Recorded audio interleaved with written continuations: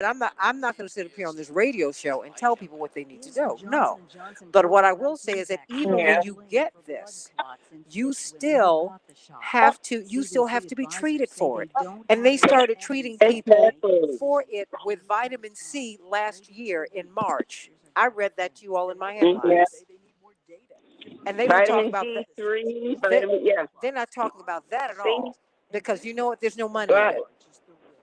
And that for me Right. is Exactly. problematic. And that's the fun. And so that's what, but I But what think they the do is message is you have, mixed, though. It's of course mixed. it's mixed, but it's mixed from the people who are in charge, not from the so called Hmm. outliers. No, no, no, no, no. Everybody who says, you know what, these are the issues with the vaccine, everybody who says that, they're the ones who get kicked in the teeth. But no one's talking about Fauci who told you not to wear a mask when he knew that it was airborne and when he knew that you needed a mask. He knew Absolutely. it. He knew it. So it's like, wait, wait, wait. Y'all sitting up here listening to these people who gave you bad information from jump. Oh, Trump killed people. Oh, and Bob Was it, Woodward did not. and the CDC Yeah. director who No, no, back all and y'all in forth. it. No, no, no. You all could have resigned on principle, Yeah. but you did not. You won't even let the Yeah. World Health Yeah. Organization in to find out where this virus came from. Provenance, as you all both know, Absolutely. as educated women, you need to know where things come from. You need to know where they come from so you can know how to And, treat them. So get hmm. out of here. There's so Right. much mess in this.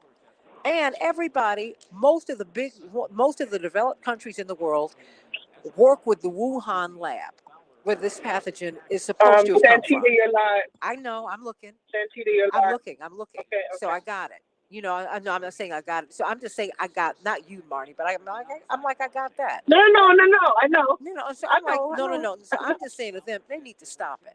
You have a lot of very, very reputable scientists who've been saying on television, and well, they can't say it on television because they cannot get on TV.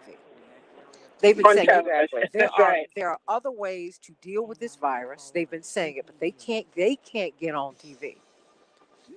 They're losing But their here's the they're thing, losing too. their careers because they're Yeah. saying, you But know here's what? the Yeah, Yeah, the thing is though, there's such a mixed message, because then people are going to think it's just the therapeutics that you need. no, no, Okay, yes, the but it vaccine is the therapeutics is that you. fantastic. But the thing is, the vaccine. The thing is, you just think that the vaccine makes you. It's not. The vaccine is not the Thank silver you. bullet. Yeah, Ken Frazier, the head of I Merck. understand that. No, but I he said understand it. that. I think you need both.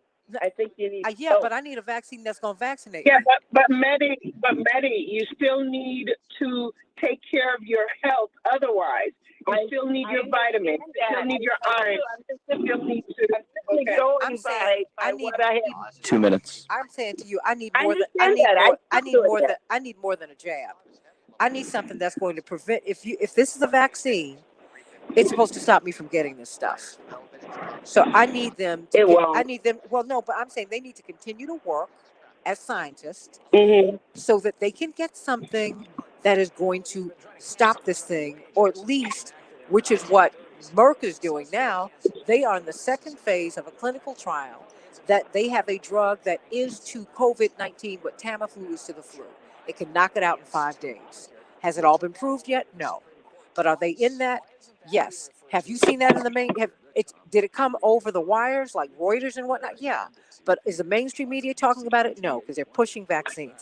That is something that I mean, bothers me. of course. That's exactly But I'm the gonna have to. But problem. I'm gonna have to let you all go because I got to get up. You know how it is now. 1 minute. And just going forward, I'm gonna have to get off at 6 because I got to. I'm too pressed up against this clock. Okay, I love you all. I gotta Have go. a great show. Thank you. Okay, Bye. Reverend, can you, Reverend, can you please Yeah, bring? Well, hey, how you doing, hon? I'm good. Oh, honey, we got a Not too lot of bad. wonderful feedback from yesterday. Hello, can you hear Yeah, me? yeah, I can hear you. Can everyone hear me on? 30. Thank you, Daphne.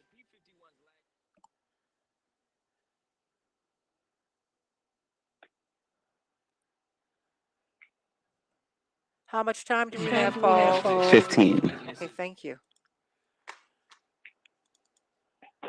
10. 5.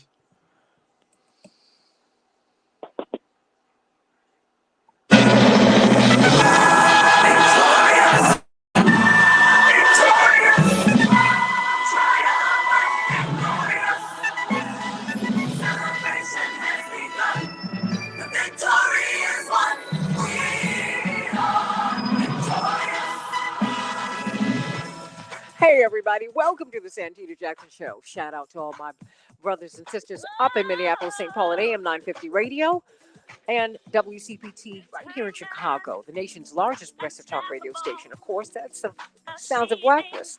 That's right. There's some Chicago people up in here, too. But I got to give a shout out to all our brothers and sisters in Minneapolis, St. Paul, who are dealing with a lot right now. But I think that we all are. We're looking at the Dante Wright case, that killing, and we're looking at we're beginning to close in on the end of the Derek Chauvin case. What is that going to look like? People are saying it's not a slam dunk. So let's talk about it today on the Santita Jackson Show. 773-763-WCPT. That's the telephone number that you should call. And if you want to text, you can do that too. GWC Injury Lawyers is going to give you the opportunity to do that. Of course, we're going to have Dr. Max Wolf talking about a whole lot of stuff, the economy,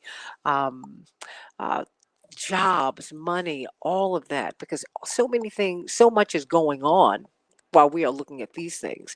We're looking at people who're still talking about the immigrants are coming here to take our jobs. We got to talk about that, everybody. We've got a lot to talk about on the Santita Jackson Show. Dr. Terry Mason, who used to head up the public health office here in Chicago, brilliant physician, brilliant. In fact, he's a professor at the University of Illinois Medical School. We're going to be talking about so many other things that are killing Americans, so many other things that are making Americans sick.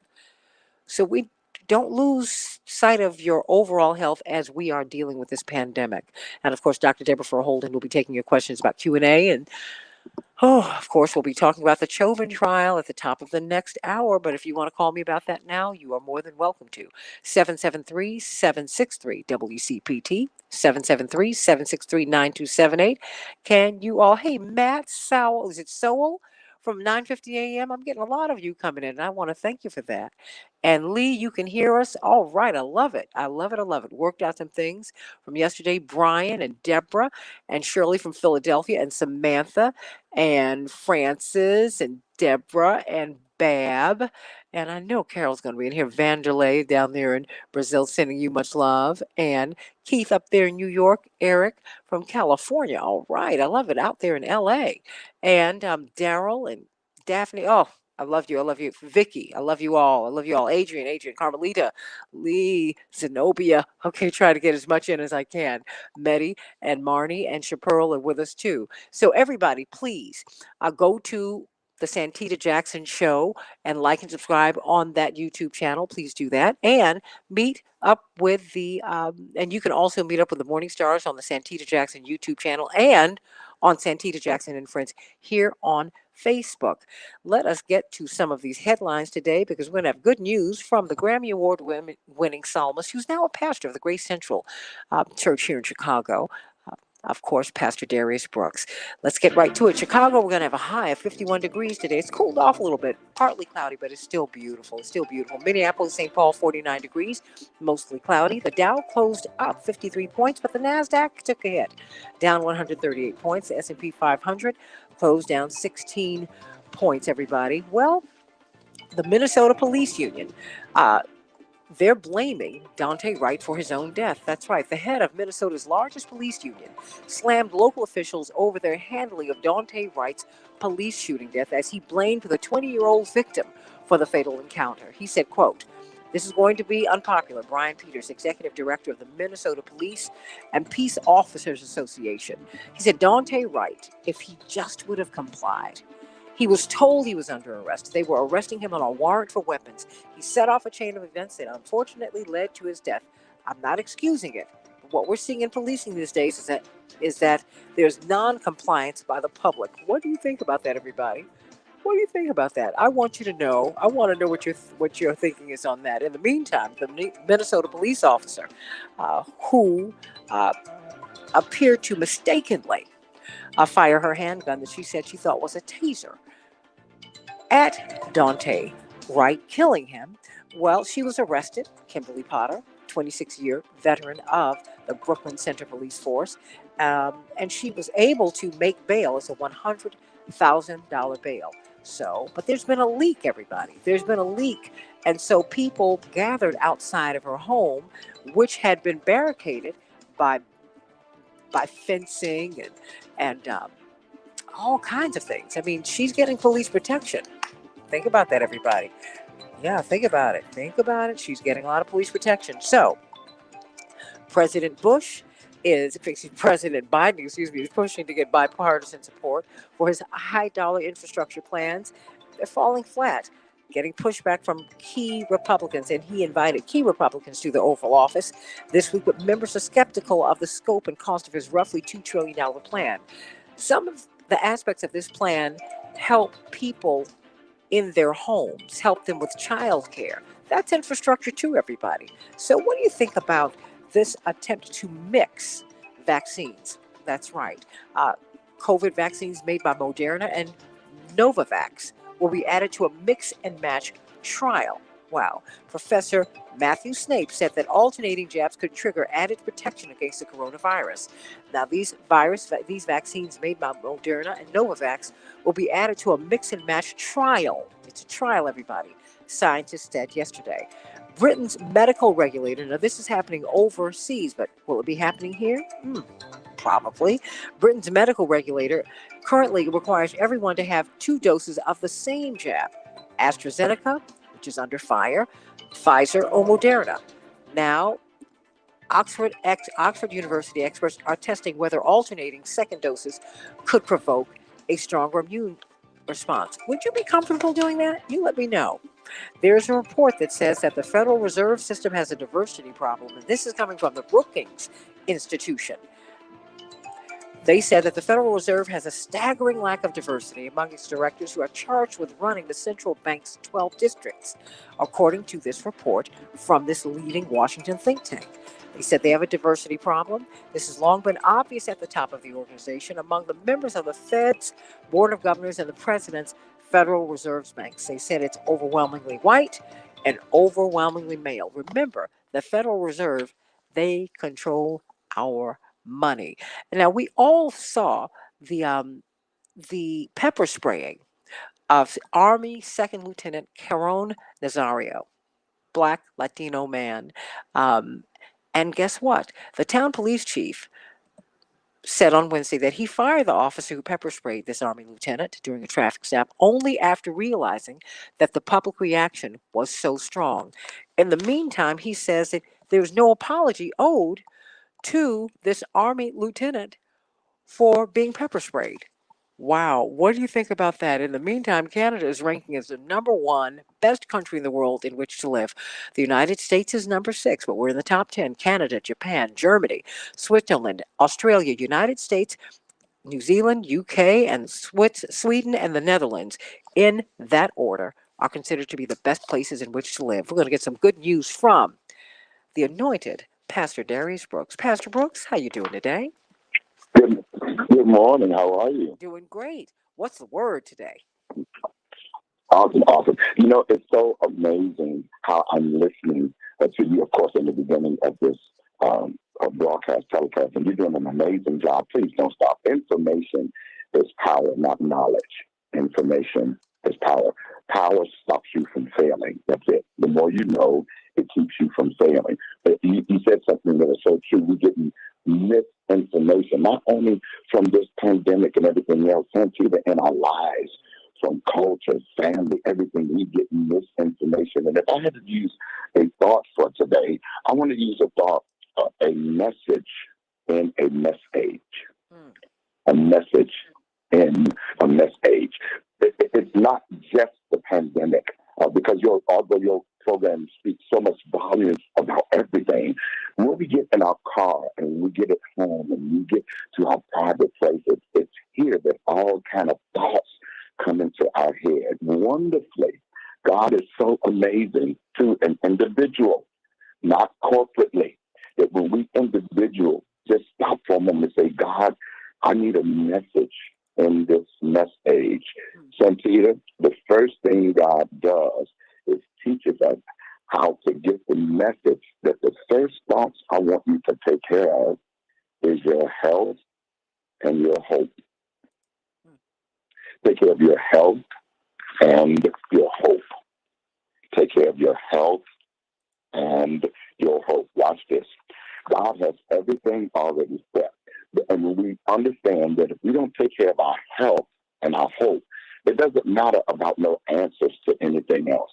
We got to make sure that when God is in our heart, we know how to hear his message for our current situations. And Peter, when you keep looking at things that you cannot control and you keep looking behind you, it positions you to only see. When you don't look behind you and when you don't look at the things that challenges you, it positions you to only see what's in front of you. See, when you get crazy thoughts out of your head that's true, it positions you to say, well, what you gonna do? And so there you have to start taking care of your whole self. You start with your mind and how you think. The Holy Spirit is like a restraint. Watch this. It stops you from putting pressure on you that you cannot handle. The Holy Spirit knows how to share with us as individuals. What are you doing? Really, what are you doing? I know about that, but what are you doing? So when you have God's Holy Spirit, and y'all, that ain't no Holy Ghost like the church is talking about. God's Spirit, holy means sacred. What's important? Holy simply means that it's important to me. And when you say the word holy, it means that it's important to you. And the Spirit is our hearts, and our hearts is connected to the heart of God. And the heart of God, Santita, is His Word. Like when Word God says, "I can do all things through Christ that strengthens me," Santita, that's God's heart. People tend to think God is a distant idea. But no, he's a close and personal friend when you get into his word for your individual life. He always sends a message and a message. But often this happens in and through God's word, which assists us to bring us peace to our heart's desire. I wish I had a lot of answers to a lot of things. I just don't, and I think I'm a pretty smart guy. You know, but I tell myself, I do. I think I'm pretty cool. You know, I know how to handle myself. But it's one thing I do, and I share with Grace Central and everybody else. Always take your answers through the Word of God, because everything you need in there is from love stories to murders. I was listening to DMX on Facebook the other day towards the end of his life when they videoed him with some of his last sayings. And he went to Ecclesiastes, and just listening to him, because I know what it says in the Word of God, bless my heart. He says there's a time to love and there's a time to refrain from loving. There's a time to heal. And there's a time to stop healing. In other words, okay, enough is enough. He says there's a time to embrace, and then there's a time to not embrace. There's a message in this message so that one can have a place to go to where they can get their needs met. Often we have to reconcile with God so He can restore again. Because all we ever need from God or ask Him for is peace, love, joy, and life, and it more abundantly. Well, how do you do that? You have to say, God, give me a message in this message. And often, when He gives you a message in this message, it's not like some big old thing, Santita. It's really for your first thoughts is for your health and your hope. Now, He'll orchestrate everything else. Once I start thinking of me like this morning, the first thing I did, I got some water, I did my thoughts, and I'm going to do something to the show. Everything else, God is going to put in place. He says, first seek ye the kingdom of heaven and His righteousness. Watch this. That's for you. That's your wealth. That's your health and your hope. Watch how He put this in, Peter. All these other things shall be added, which means there's going to be a whole lot of stuff adding to your life. Math. And they said something earlier today about taking real good care of yourself. Vitamin C. Just the simple things that we don't need a doctor to tell us. Drinking water. Real talk. If your heart is right, I'm telling you what I know for sure. God will take it from there. There is a message in this message, and you first start taking care of your health and your hope. Everything else will domino effect the way it's supposed to be. Pastor Darius Brooks, there is a message in this mess age. In this message. Yes. There's a song coming out of this. I can't wait to hear it. Yeah. That's right. Of course. Yes, this is the Darius Brooks, the iconic Your will is what's best for me. That's right. This is There you it. go right there. Amen. Blessings to you. I love you, Darius Brooks. I love you, Pastor I Brooks. love you too. I love you, love you, love you, love you. Everybody. Hey, you know what? There's a message in this message. Okay, Dr. Dr. Deborah Holden, joining you at the bottom of the hour will be Dr. Terry Mason. He used to head up the Chicago Department of Health and then headed it up for the county of Cook. He's one of the most renowned public health uh, physicians in the country. And we love Dr. Terry Mason. He's going to be talking to you and I about something that we've been talking about, all these excess deaths. Because you've been saying that, wait a minute, while we're looking at COVID, you still need to make sure that you get your lumps checked. If you find a lump in your breast, men and women, there are things that we need to be doing, everybody, because COVID is the third leading cause of death in the United States. There are other things that are ahead of it. But you know what? I wanted to ask you about the possibility of mixing different vaccines. They said that might even boost the immunity. What do you think of that? That's just too fresh, too new, too. We just figuring it out and making up stuff as we go along. I would need to see some data on that first, because even people aren't responding the same to the different vaccines. So I would not be inclined to do that without knowing more, seeing more, and understanding more. I wouldn't do that. Because they even I wouldn't called do it a that right trial. now. They even called it a trial, which I thought was interesting. But that's tucked into the discussion, and that's coming out of Oxford, right? Which is AstraZeneca's contribution to this virus mix. This vaccine mix, and typically America and the UK are in sync. I'm wondering if they're going to do that here. So, if that is presented to people, because some people many people are being delayed in getting that second dose within that 3-week window. Um, how should I know we're kind of reaching, but what should the response be? Well, so for Pfizer, I think it's Pfizer's 3 weeks. No, wait, let me see which one. Pfizer, I think, is 3 weeks. Moderna is 4 weeks, Right. and then and that's the preferred protocol. And then there's some window, where still fits the protocol, so it can go a little bit longer and still get that same effectiveness. Kismika Corbett to me was sort of had the best way of talking about this. She said, "This is what we tested. This is what we did. This is what we know works. Stop messing with things that work." Right?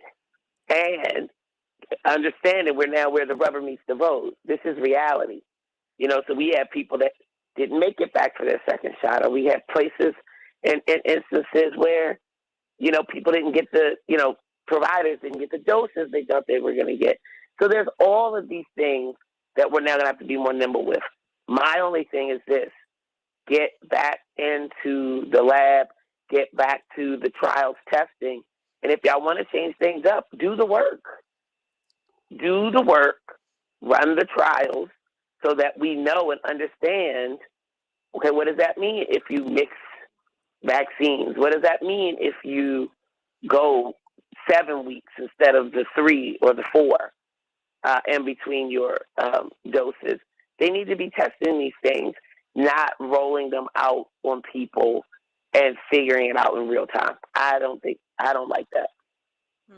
Okay. Well, it's very clear, I think, Dr. Deborah Holden, Associate Dean of Public Health at Michigan State University, that all I just that this is an evolving science evolves just like life.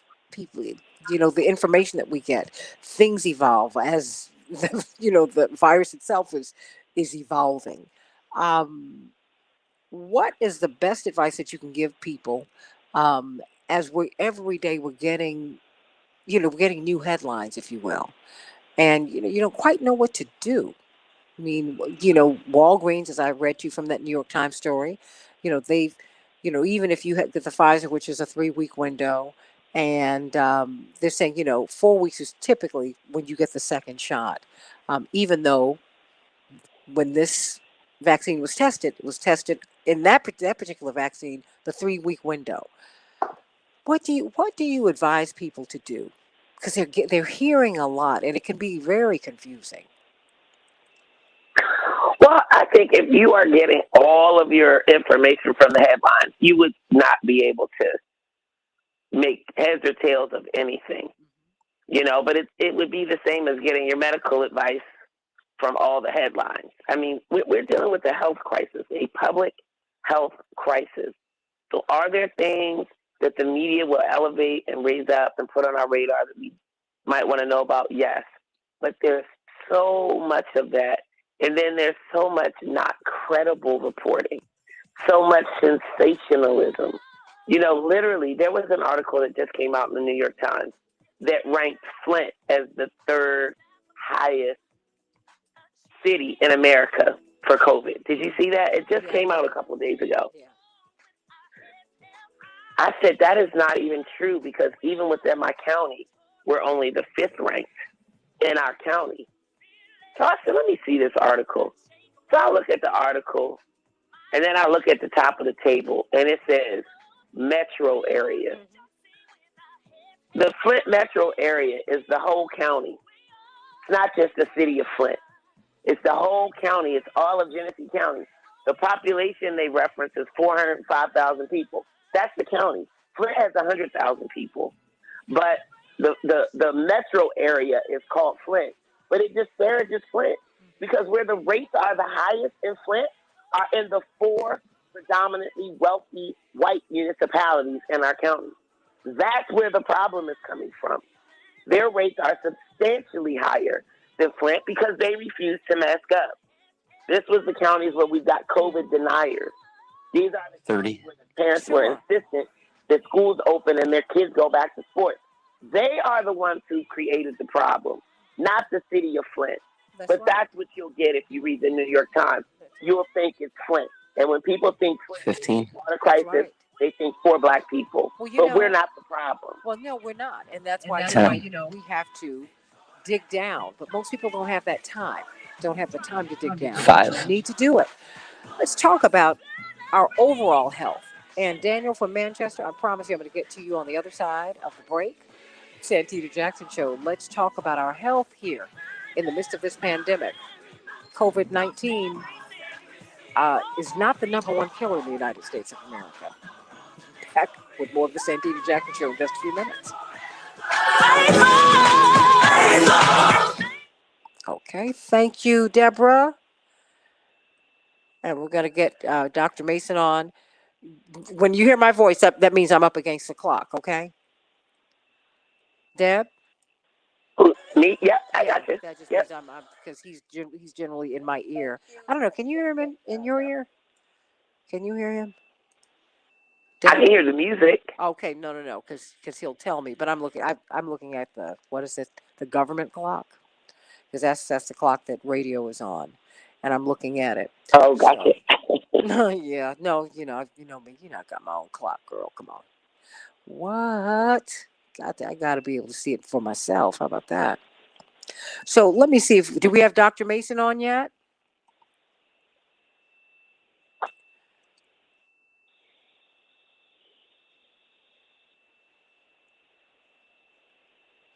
Okay, well, we're waiting on him, but you are gonna like him a lot, and he's mentored a lot of MDs and a lot of doctors and people who are in the public health space. He used to head up.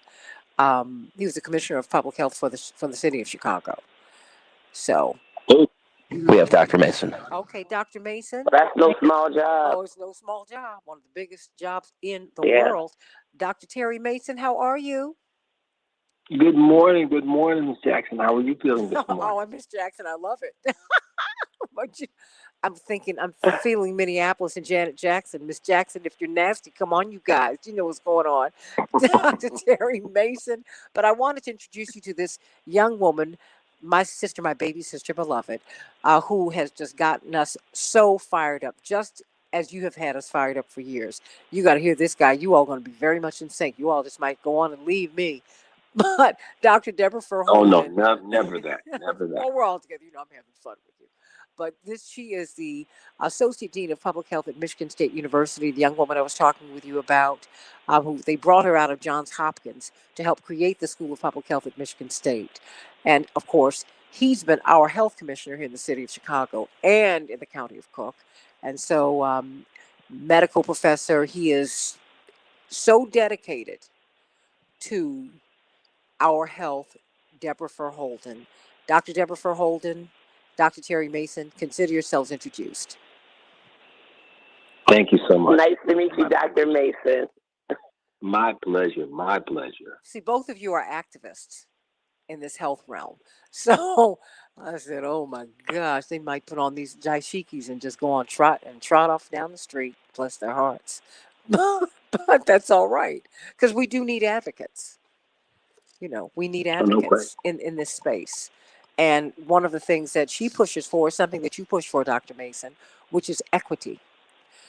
Equal access to medicines, to 1 minute. vaccines, to the healthcare system, and that does not exist. So we're going to go right into that. Is Daniel still there? Paul. Yes, he is. Okay. Pardon me with begging your pardon. I am going to go to this caller who's called in from Manchester, New Hampshire. I'm going to get right to him, and then I'm going to come right to you. So stay right there. Hey, hi, Tanya. Tanya, this is built for you. This is Dr. Mason from Dr. 30. House from another station that I used to be on. I can't mention names, but we always support the voice of the Negro. Hello. Love it. I love it. So, Medi and Joyce 15. and Renee. Oh, Renee is already all over you, Dr. Mason. 10. You said you can tell us about the foods that we eat and how they affect our health.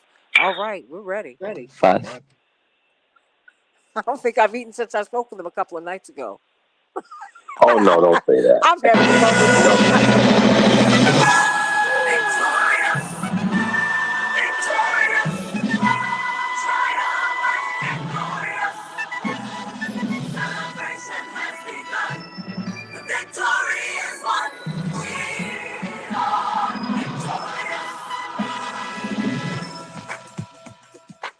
Hey, everybody. Welcome back to the Santita Jackson Show. It is Thursday, April 15th, 2021. I'm Santita Jackson, coming to you from AM 950 Radio, the voice of progressive Minnesota in Minneapolis, St. Paul, and and WCPT, the nation's largest progressive talk radio station. We took over the airways for Air America, and boy, oh boy, all over the country and all over the world, you all are tuning in. And we've seen so much growth in the past year, and we just thank you, because it's because of you that we've experienced the growth, and it's because of you that we do what we do every day. Of course, following me is Stephanie Miller, and then Tom Hartman, and then, of course, my beloved sister, Joni Esposito. Some of the best talk in progressive talk is right here on WCPT and, of course, on AM 950 Radio. Before I go to Dr. Terry Mason, who he was the chief public health officer for the city of Chicago, one of the biggest jobs in the country. And, of course, Dr. Deborah Furholden, Michigan State University Associate Dean of Public Health. Before I get to you, Daniel calls from Manchester, New Hampshire. You had a concern. You're talking about well, tell me. We're in the midst of this trial. We are still looking at, the defense might rest in the Derek Chauvin trial, if not today, tomorrow. So, what are you thinking? Were you reacting to what we heard about the Army second lieutenant who was pepper sprayed in his car? If he just every bit of it. Every bit of it. Talk to me, Daniel. You just loaded me up. Let me start off by saying I'm white. I'm a Southerner. We've been over all that. I've had interactions with police where I didn't comply. I was, I had a rough patch. I didn't have a car. I had to walk about 1.5 miles to work. And in this part of North Carolina, there wasn't a sidewalk, and it was a busy road. So it was a shorter distance and safer, so I walked on the train tracks. Well, I'm walking along the train tracks, and the cop pulls into a parking lot, waves me over. I didn't do anything, so okay, I'll walk up to him. He says to me, what are you doing up here? Obviously, sir, I'm walking. I need you to get off the tracks. I said, well, sir, I've got to get to work, and it's safer up here. Well, you're not wrong, but it's illegal. You're trespassing. Sir, what do you think I'm doing? I'm wearing an orange Clemson hoodie. Like, What is it you think I'm doing? Well, I don't know if you're not stealing metal from the tracks. I said, well, sir, again, I think if I was going to do something like that, I'd be a little bit more inconspicuous than wearing orange. But, if you want to frisk me, go for it. And, he gets a little bit more stern and says, well, like I said, you can hit the road or I can arrest you for trespass. And, it's very servant protective you to push me off into a road where there's oncoming traffic and, versus staying here where there's not likely to be a train. And if there is, I can move. But regardless, if that's not white privilege, I don't know what is. Or is it? It certainly is the fact that I didn't get tased or sprayed or anything like that. And then you have a lieutenant in the military. This should be a bipartisan, everyone should come together and say this was wrong because God knows they love their patriots, Mm-hmm. But where's the outrage? He should have complied. Should have complied with what? He had a license plate in the window. They were wrong. Well, you know what, Daniel? He should have complied with what? With the militarization of the culture, and that's what's dangerous. And that's a transpartisan and it's a transracial issue. We're black people are the canaries in the mine. You get a cold, we and get we're pneumonia. caving in. Yeah, well, absolutely. And I think that now white people are beginning to see what black people have been seeing for hundreds of years, and the indigenous peoples as well. And maybe now this is an opportunity, since you're seeing life from a perspective that you did not expect. Maybe we can begin to make some change too. You know what I mean? Really, because numerically, police abuse happens. White people are here in greater numbers. More of you, this happens to you more. It happens to more of you numerically, but statistically, it's more likely to happen to me. But you see this police officer after this police chief, after this man recorded the whole event, he said it was his fault. Wow. And they said that about Dante, and even though you used deadly force for a traffic stop, come on, you guys, come on. For a traffic stop. Yep. I've been pulled over for not having proper tags and proper registration. The car can't pass inspection. It's going to take a little bit before you can get all that information. Well, but it never got that bad. As a matter of fact, I've always gotten off with a warning. And you know what? And then they say maybe this kid. The fact that you're conscientious enough to understand that, thank you for that.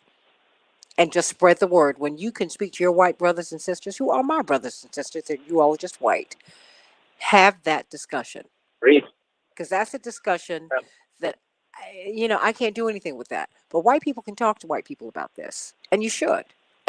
These are conversations you need to be having around your dining room, breakfast room table. I hope that you will. Daniel, I've got to move on, but I want you to keep calling me, and I want you to stay safe, okay? I'll do it. Better keep in touch with me. Let me know how you're doing. Whew, Dr. Terry Mason. All right. Dr. Terry Mason, it's a whole lot going on out here trying to stay alive so I can get to the doctor's office.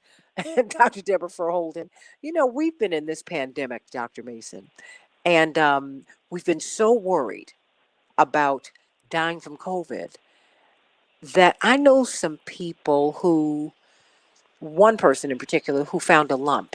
First of all, you really couldn't get to the doctor like last year.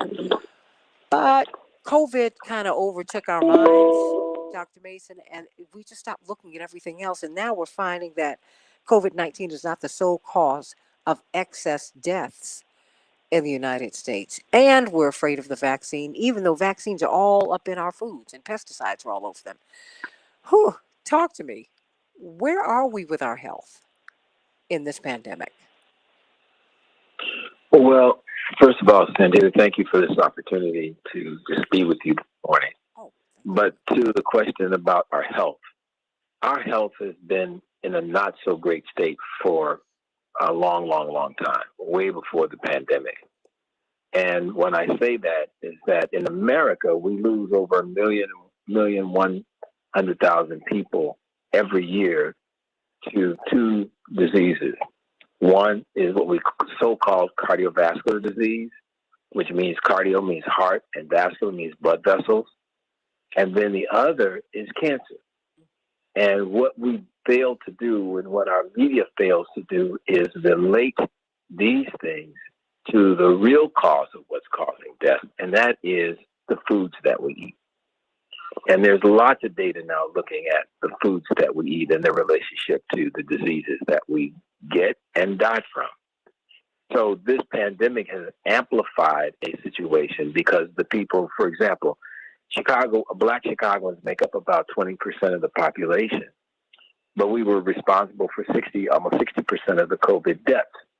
But the COVID deaths only exaggerated the fact that we had so many of our people, Black and white, that suffer from these underlying conditions that COVID amplified, and that's what caused their deaths. What are we eating? I mean, what, because we do have food deserts in the black communities in particular. I mean, I don't know if it's still true, Dr. Deborah Verholden, but in the city of Detroit, they did not have one chain grocery store. I mean, that city has been just collapsed. It's being gentrified, so now maybe they got something in the past couple of years, but for a long time they didn't even have a chain grocery store. What are we eating? Is it the foods that we're eating? Is it how the meats are being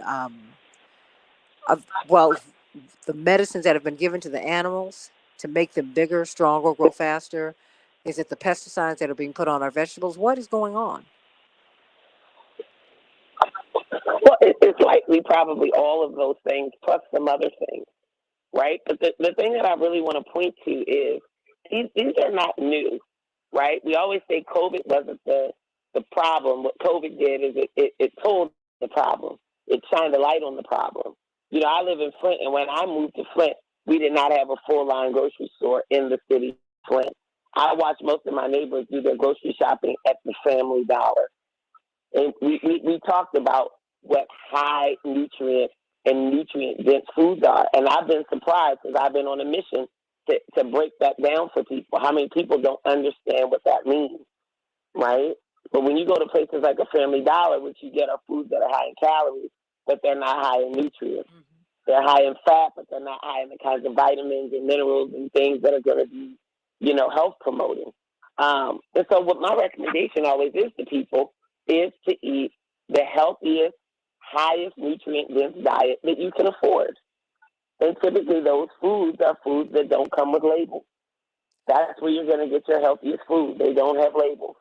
It's whole foods. It's whole foods, but we can't afford to go there. I mean, which takes us back to Dr. Mason, Dr. Verholden, because Dr. Mason, this is like something that you pound in Chicago because we see the huge the life expectancy gap, the lived expectancy. I mean, people in Inglewood, in a poor Black community, do not live as long as white people do in the North Shore. we just. And you're absolutely right, Santita. And you can take a 15-minute drag on this public transportation and go from one community which has a life expectancy of almost 90 years old and go to a community 15 minutes away by train with a 30-year decrease in life expectancy. So we know that your zip code has more to do with how long you live than your genetic code because of the things that you're exposed to and perhaps may not have access to with regard to fresh fruits, vegetables, and things of that nature. But it's worse than that. What I would like to say is that we have, in many of our communities, been bereft of the right kinds of foods to eat for so long that we now have what I like to term appetite deserts.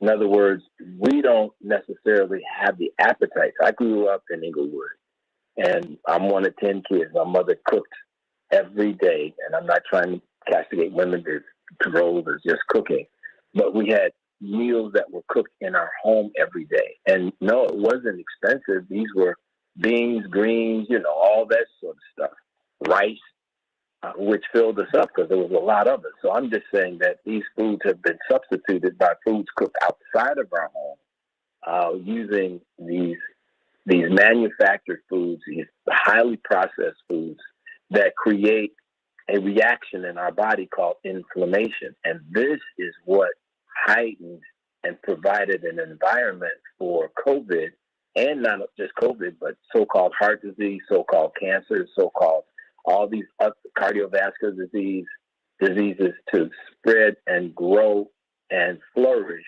and kill us in our communities. What does it mean to be in an inflammatory state in your body? How does that manifest? What does that look like?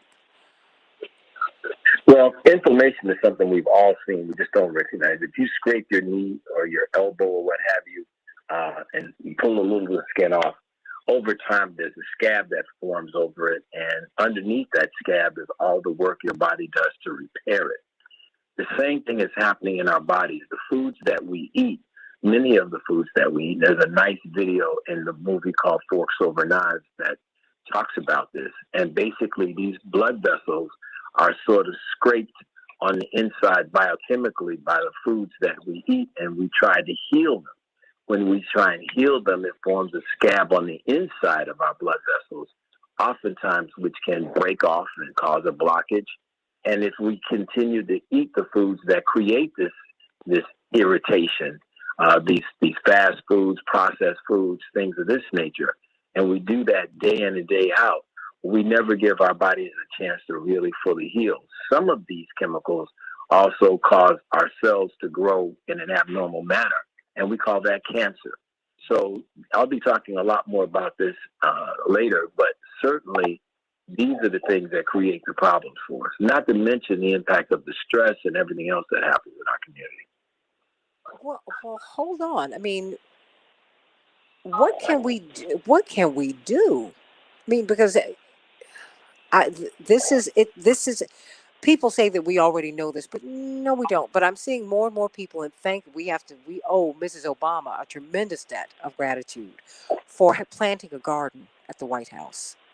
You know, there are like some little things that we can do if we have a patch of grass. I mean, you talked about your mother cooking. I mean, my mother cooks.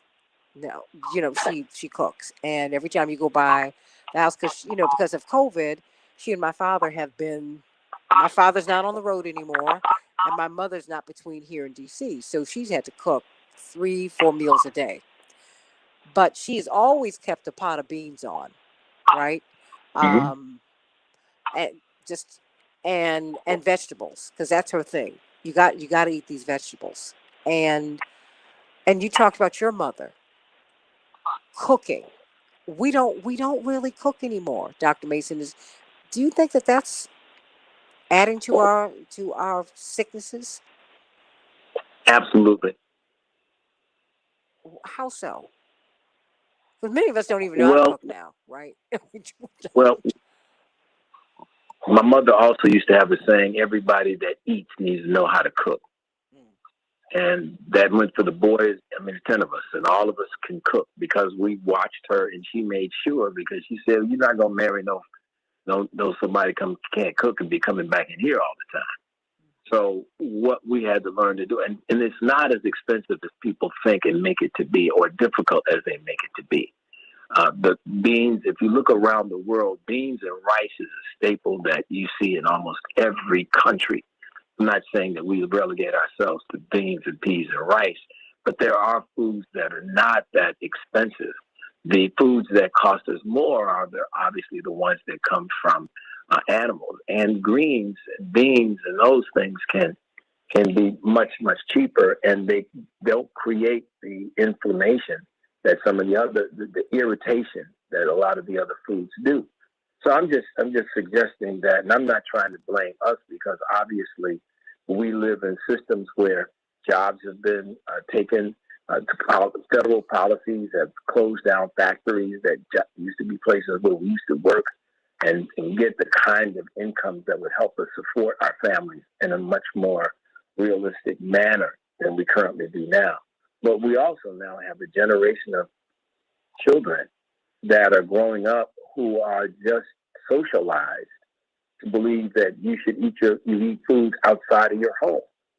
You're stopping by this fast food outlet or the other fast food outlet, and the compression of our time with working adults, 2 jobs, things of that nature, puts also pressure.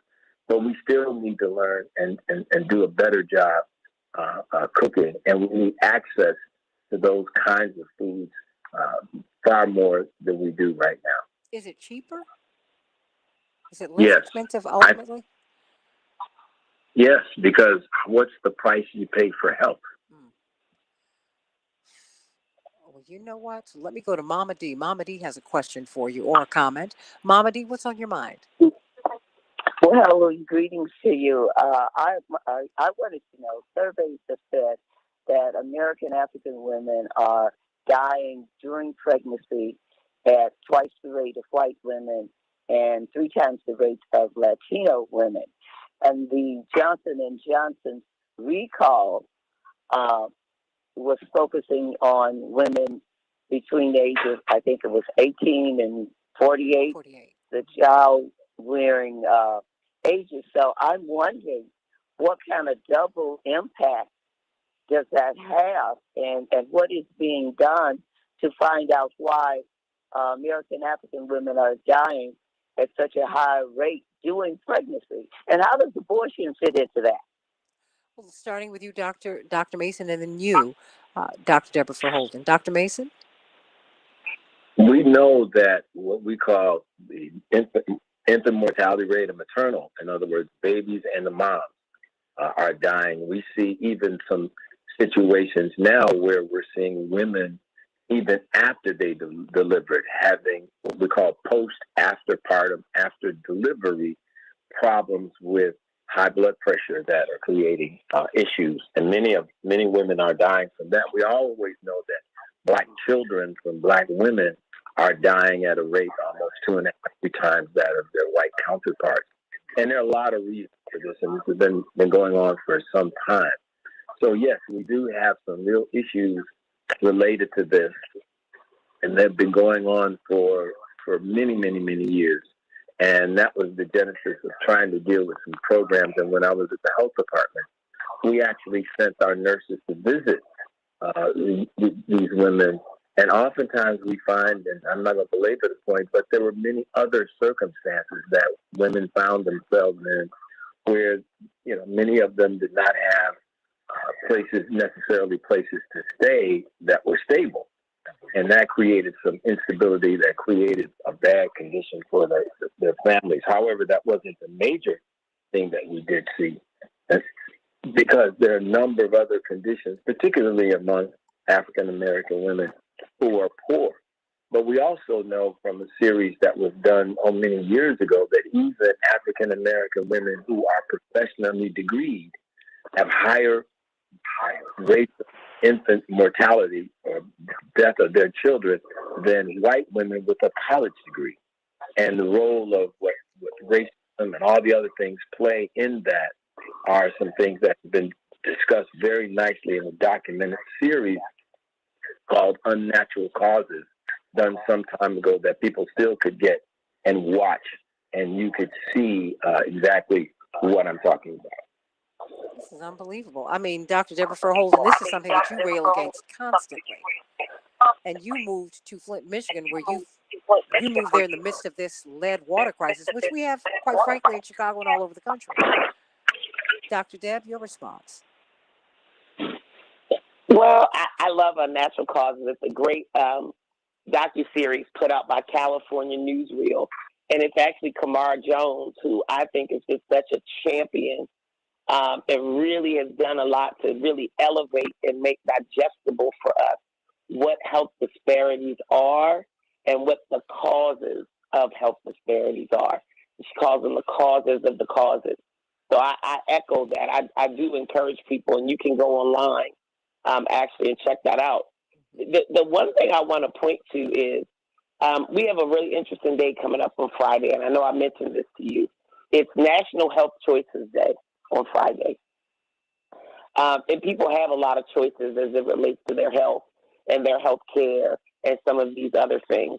And I know I also mentioned to you that now there's re-enrollment enrollment is opening back up for affordable care.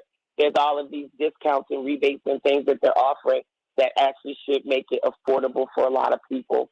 I don't fundamentally believe that we can health care our way out of these problems, right? Because a lot of what we do in healthcare is really sick care. We treat people when they're sick. I much rather like to focus on preventing people from getting sick in the first place. And the reality of it is, some of the things that make people sick are outside of their hands, right? You know, most people don't have a say over what neighborhood they're born into. A child doesn't get to choose what school they go to. A child doesn't get to choose what home they grow up in, you know, oftentimes. And most parents, despite their race or their income or education, want the same thing for their children, which is this infinite world of possibility to be available for them. Everybody wants the world for their children. But then there's where the rubber meets the road and what your life has actually afforded you and what the context has afforded you, you know. And so to that end, I just, things that are in people's hands, I just encourage them to be good stewards of the opportunities that they have for their own health. And again, I know I'm going to say I sound like a broken record, but I've been telling people this whole pandemic, practice good sleep hygiene, eat the highest nutrient-dense diet that you can afford, and move your arms and legs every day for 30 minutes. Even if you can't go out of your house, you know my expression, mop like no one's watching. Turn on your favorite music and bop around while you're folding up clothes. Don't just stand there and watch TV. You can stand there and walk in place. I was trying to get all my steps in, and the weather here was so bad, I would just walk around my house. And then I actually realized I'm burning about the same calories just walking in place. Well, you know what? And it seemed silly, so I would do it on the phone with a friend. I'm like, there are ways and there are things in our hands that we can be doing. Well, I'm pushing up against the break. I've got less than a minute. Dr. Mason, number one, I need you to come back because a lot of people have questions about sending healthcare professionals out to their homes, which is very important. I mean, you did so much groundbreaking work here in Chicago and in Cook County. And this is like the perfect place to do it because you've got Inglewood, you've got the North Shore. Black folks in Inglewood live to about 60 if they are lucky. And wealthy whites live to about 90. Unbelievable. The last 30 seconds belong to you. Dr. Mason, how can we hear you? Well, first of all, I'm doing a series every first and third Thursday at Trinity electronically, and they can just go to NUDAY New Day 77 at Yahoo. 15. Get a link to be able to join it. It's free, and we're doing the one tonight. 10. So that's how people can get me. New Day NUDAY 77 5. Yahoo.com, and they can get it. It's all free. And will you come back on this show? Without question. I'm claiming you for next week. I'm already doing it. Oh yeah, I am. I am because we're going to talk about what we can do to become as healthful as we can be. And this man has done so much down through the years. And as he moved into government, he used the government mechanisms to work for us. That's why we have so much love for Dr. Terry Mason here in Chicago in the county of Cook. Because when this man got into place, he took care of us. And we love you, Dr. Terry Mason. Stay right here talking about the Derek Chauvin case. Oh, stay right there. Hold on. Talking about the Derek Chauvin case at the top of the hour.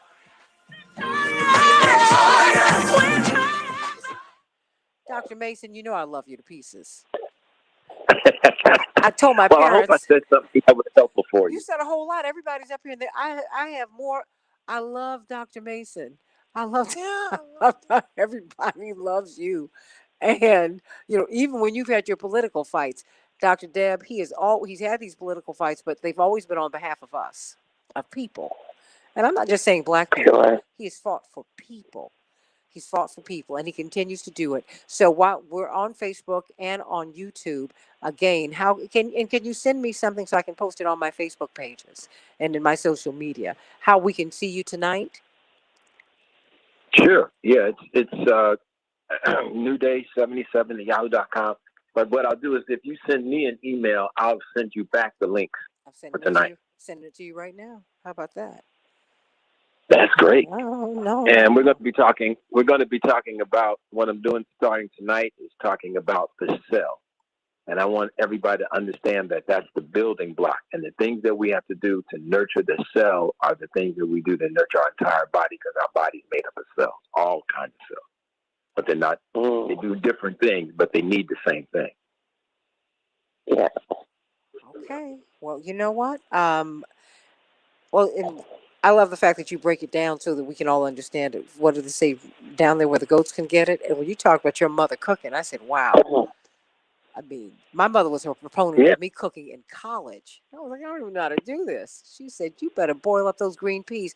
If we We have got, Attorney if we Patillo. got thank you so much. If we got McDonald's, my mother said, okay, you can eat it, but you must eat these green peas. You had to have a little bowl of green peas. We were like so grossed out.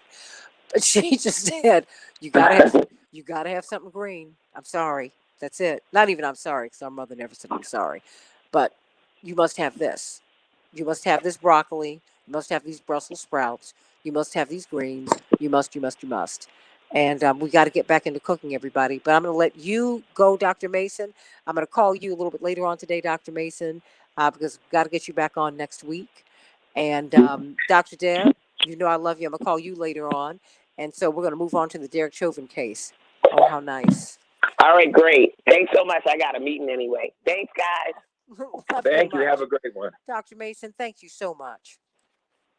You're welcome, Santita. Any day, anytime. No, you'll be hearing from me before the day is over. How about that? Oh, I have no doubt that that's true. You know it is, because I got to get you back on here, because we have to talk about that. You know, how we can. And I got you. I got health. your stuff. I'll send you the link. Thank you. That's good. We have Mr. McKee. Thank you. Thank you. Thank All you. right. All right. Love you much. God bless you. All right. Thank you. Dwight McKee and Attorney Patillo. I know. Two of the crankiest people I know. Love you both. How you doing, BG? This is the gunman. I think you've missed him on where was it? On well, he's been pulling out guns on TV, Dwight. Oh yeah, I saw him. I heard it every day. He pulled a gun out one time. Honey, you know that means now. Come on, you know what that means. You've done it 50 times. You know how we are. You know how we do. Come on. Of course. I never should. I can't unring that bell. I can't take. I can't shake Mr. Moss is with us. I can't shake it out of my mind. I said no. I'll just be your Timothy Sam from now on. Oh my gosh! I said he pulled, and then he picked up the rifle off the floor. I said, "What? Oh my gosh!" It is the volcano watching that got me. That got my attention. He's just as crazy as he can be. But we've got Mr. Spike Moss on. This brilliant organizer and activist out of Minneapolis, St. Paul. He sounds like you, Dwight. He's been saying, look, we're sitting on a powder keg. You all need to pay attention. And that is what we're seeing up in Brooklyn Center, and as people are on pins and needles up in Minneapolis, St. Paul, and quite frankly, all around the country. And we have Attorney Hoffler. Thank you. And wait a minute. The fabulous Attorney Hoffler. Everybody saw you on MSNBC, CK. You should have let me know before you went on. I had to watch the clip. What? I know what I'm. Well, yeah. Inexcusable. But you were fabulous. Everybody Thank she was you. on. She was, oh my gosh, she was so fabulous. I love it. I just did a small segment on MSNBC. I was like, after the fact? For real? What? Yeah, I'm salty. Yes. Well, because how, at least for me, they asked if I'd be available, and I said sure, and it wasn't until kind of the last minute that I got confirmed. So for sure, so that's why I just was like, okay. well, we'll see. I'm having fun with you, but I thought you were fabulous.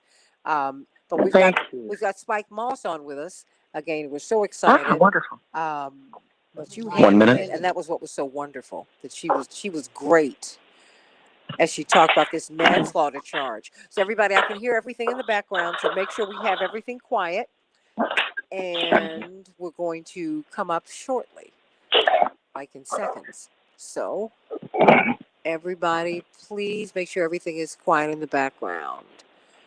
Okay, and Bab said that you were awesome. Oh, I think he is in love again with you and Dr. Deborah Holden. 30. Marpay. That's right.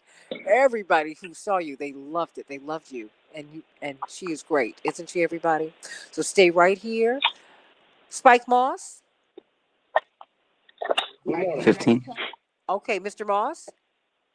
Yes, ma'am. Can you hear me? Okay, yeah, I can. So I just want to Ten. make sure. Okay, we're coming up. Stand by. All right. All right. 5. Okay, quiet, please.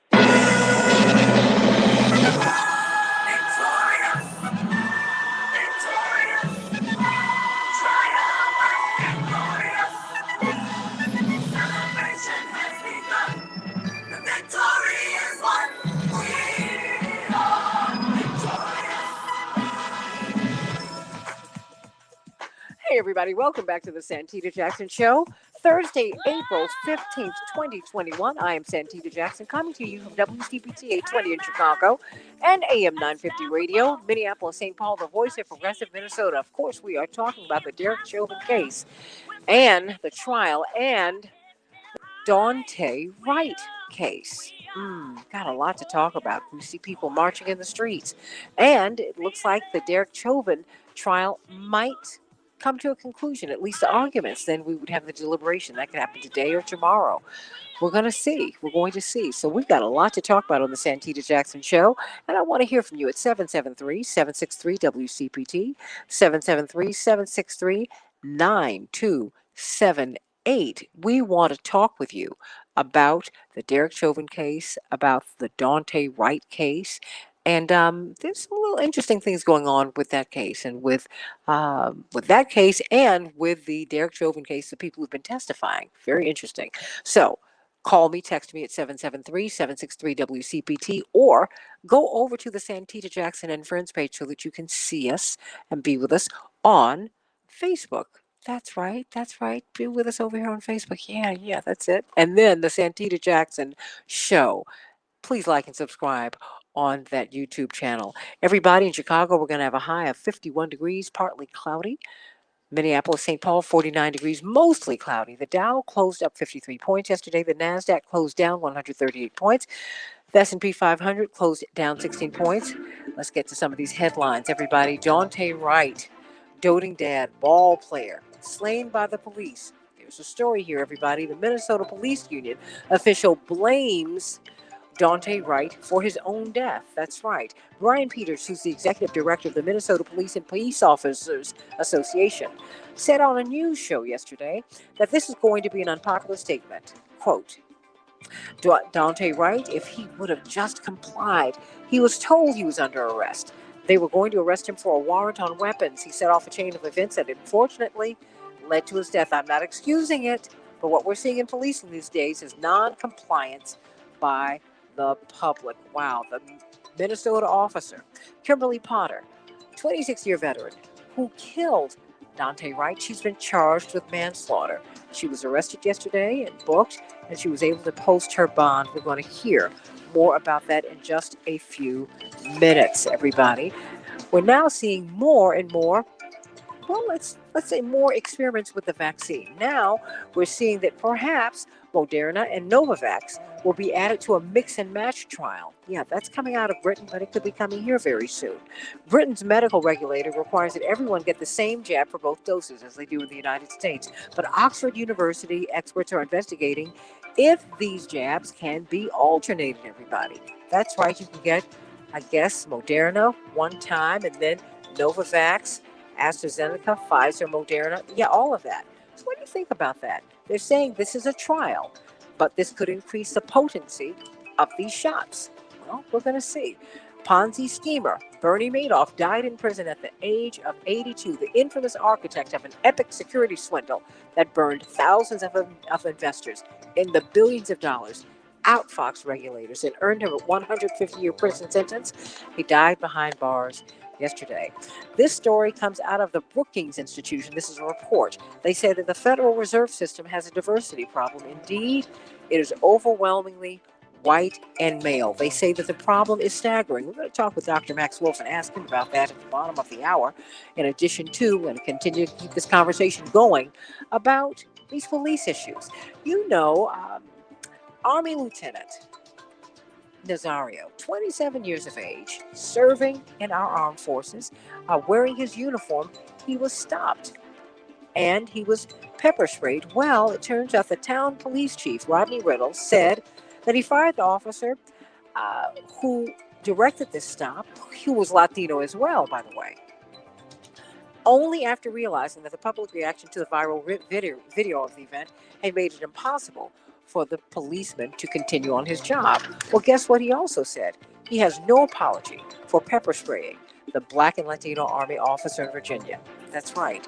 He said, I'm going to own what we did. My guys missed opportunities to verbally de escalate that thing and change the outcome. But when asked by a reporter if Nazario was owed an apology for that, he said, I don't believe that, adding that he wished that Nazario would have complied a whole lot earlier. Canada is ranked as the #1 country in the world. Now, America's still in the top 10, but in the bottom half of the top 10.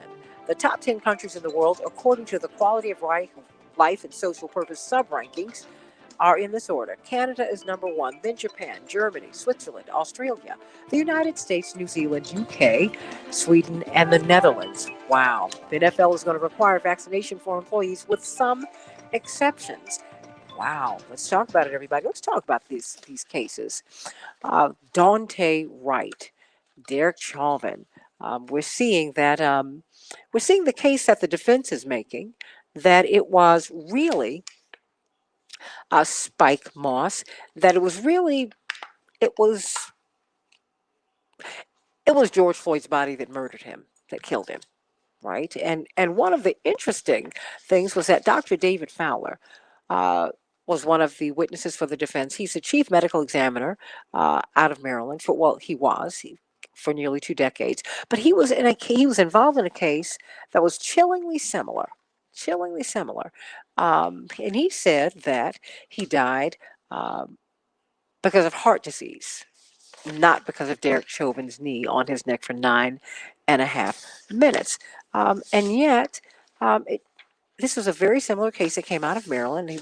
In fact, Anton Black's family has filed a wrongful death suit targeting him and the police officers. This is a suit filed by the Coalition for Justice for Anton Black, and it was backed by the ACLU of Maryland. They alleged collusion, cover up, and wrongful death. And they said that this man was at the center of it. I'm going to ask you about this. But first, let's get caught up in what's happening on the ground up in Minneapolis, St. Paul, and in Brooklyn Center. Spike Moss, welcome back to the show. Of course, you're joined by Dwight McKee and C.K. Hoffler, the president of the National Bar Association, who was on MSNBC last night, just got everybody all fired up about that. And, of course, the gunman himself, Attorney Robert Patillo, head of the Rainbow Coalition in Atlanta, Georgia. Spike Moss, what's going on up in Minneapolis, St. Paul, and in Brooklyn Center? The same old soup warmed over. Like I've always said, I started handling these cases along with human rights, civil rights cases since '66. Nothing has changed.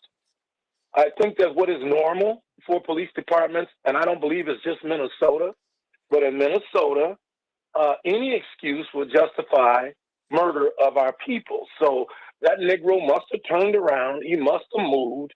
He had something in his hand. I thought it was a gun. It was a cell phone. It was a comb. Any excuse will do. Now, secondly, they pick the worst racists to be over all unions because the union's only job is to protect the police. So they will always be in their corner no matter what. But here's where you see systemic racism. You leave the city and you go into the suburbs, and fortunately for that new black population that's overwhelming Brooklyn Center, and they now call it Brooklyn Dark, they have a black mayor. The black mayor said, and I don't know if it's going to make national news, that the things that he wished for his city, he wants for his city, the white sheriff will not listen to him or respond to nothing he says. So that's business as usual. You might be the mayor, but one thing we all know for sure, there's two Americas, ours and theirs. And therefore, they don't have to listen to the man in charge of his own city simply because he's a young black man. And he has publicly announced, they won't even listen. So as we move forward, at the same time, I'll give you another example. They just put on our local news, a white boy in Menards out there shopping, had some kind of disagreement because he wouldn't put on his mask. They called the police. He hit the cop in the head with a hammer. He ran and got in his car. The cop followed him, stuck his hand in the window. He rolled up the window, dragged the boy down the street. He never fired one shot at that white man. That's business as usual in Minnesota, all going on at the same time. And this young kid, no matter what they say, nobody can deny that plastic taser will never weigh what a solid gun would weigh and never weigh what a gun would weigh with a 12-bullet clip in it. And it will never be confused because the gun stays on the side of the body. If you're right-handed, it's there. If you're left-handed, it's there. And the taser's on the other side. There's no more excuses. It's just straight-up racism, trying once again to not charge themselves with the correct charge. I am going to investigate today. I want to know what her bail even is because she got out too quick. So it couldn't have been the $1 million bail we get for nothing. What was the bail that released her? I do know why the charge was so low, because the person in charge there is white also. And that's not the correct charge, but that's what they did. So what are people thinking on the ground in Minneapolis, St. Paul, and Brooklyn Center about her arrest, about her being able to make bail so quickly? And apparently she's been spirited away from her home because someone leaked her address. But when you got to her home, you found that it had been fenced off and there were concrete barriers so that people couldn't get to her home. They got tax paid for security from the police. Tax paid for it. That would never happen to one of us in any kind of case. But they surrounded the house like a fort, like they've done downtown Minneapolis. And she's secure. I mean, she has actual police cars there 24 hours a day. So to them, she's never been wrong. She just got caught, and that's normally how they think here. She just got caught.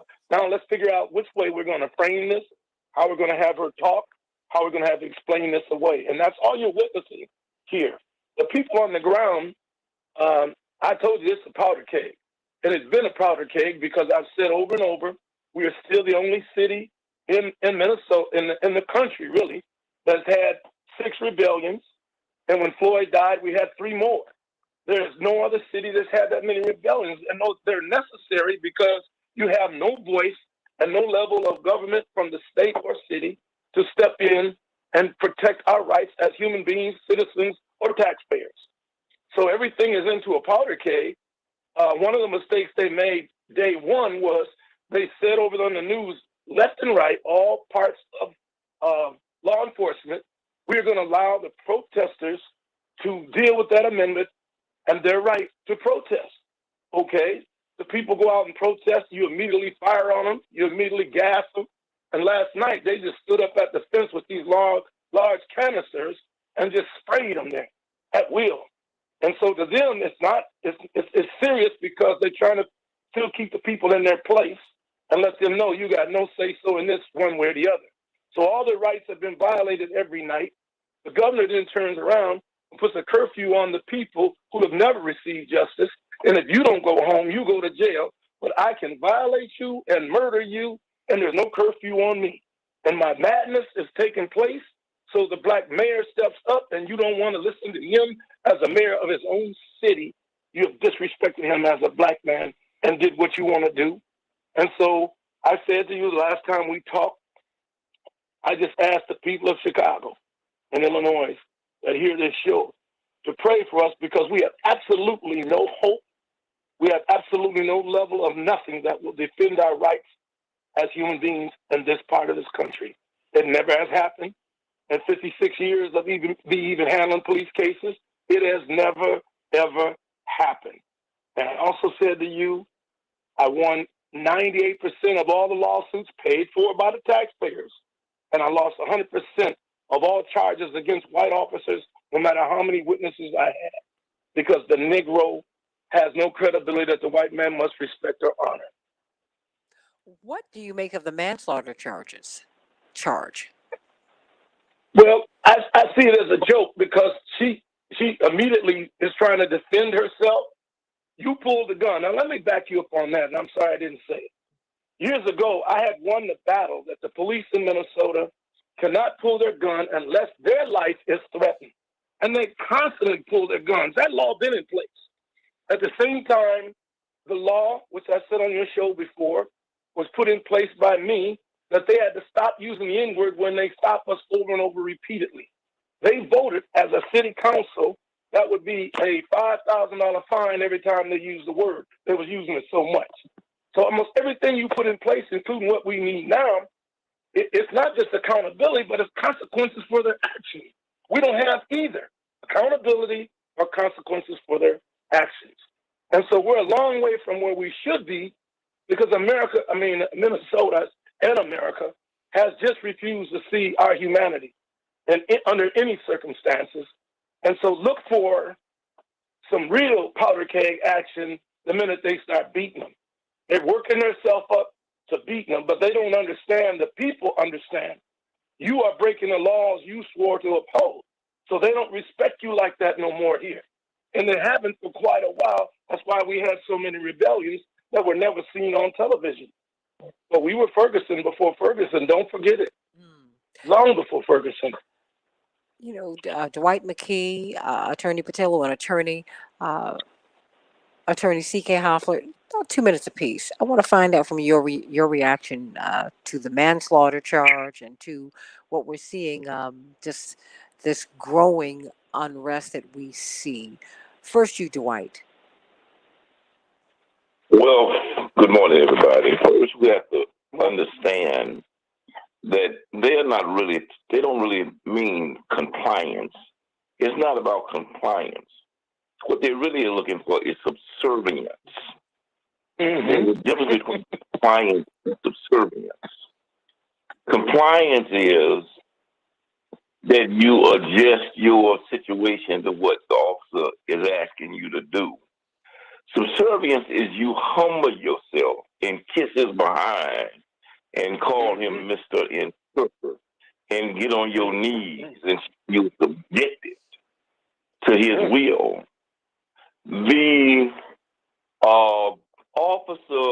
the Marine officer had on a Marine uniform with his hands out the window. He was compliant.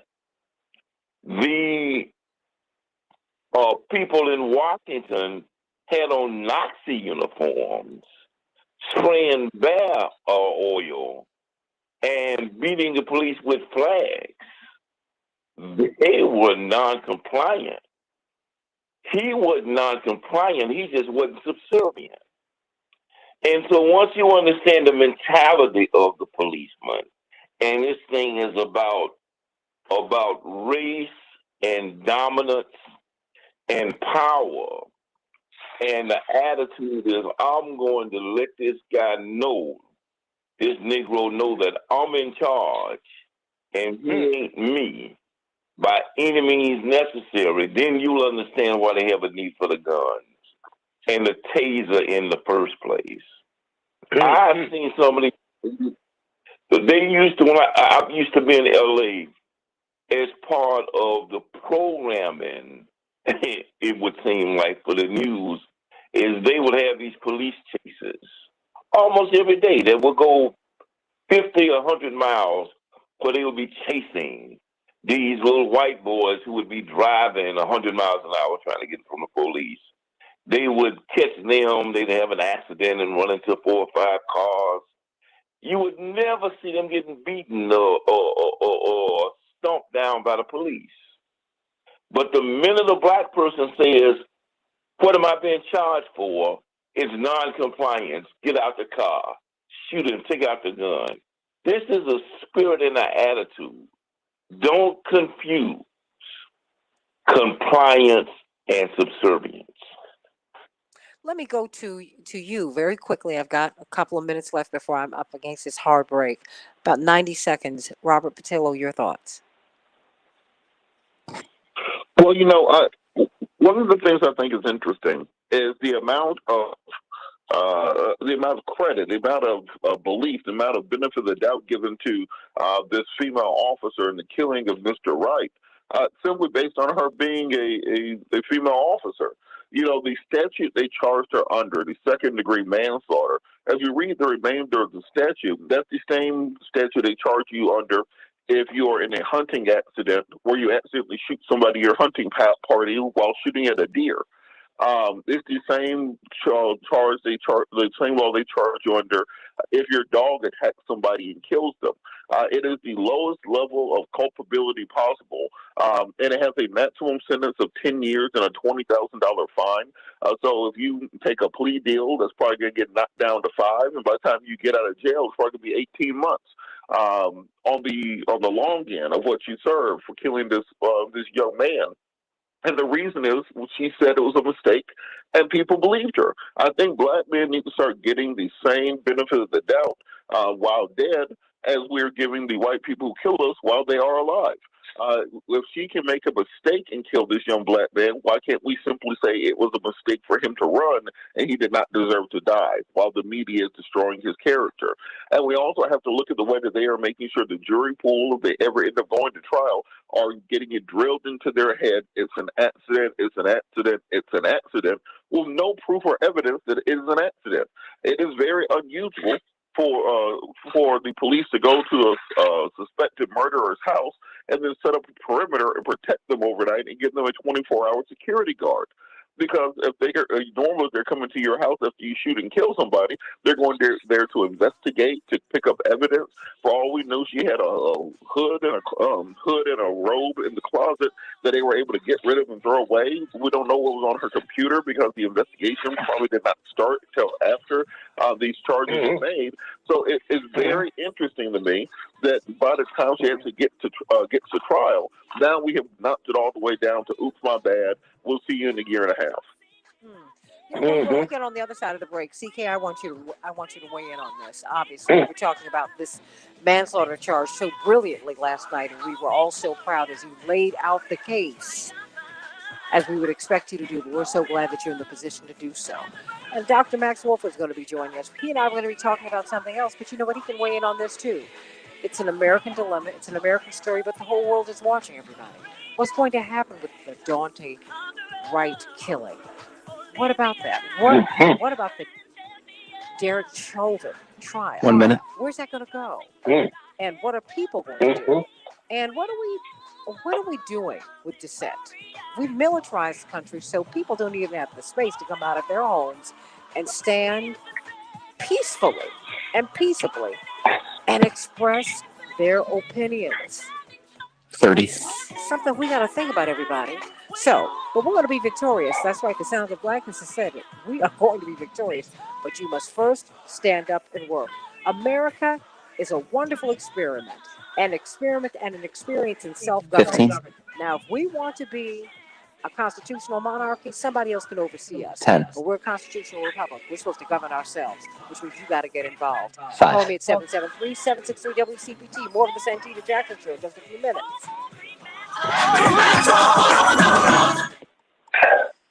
Okay. All right, everybody. It's a whole lot.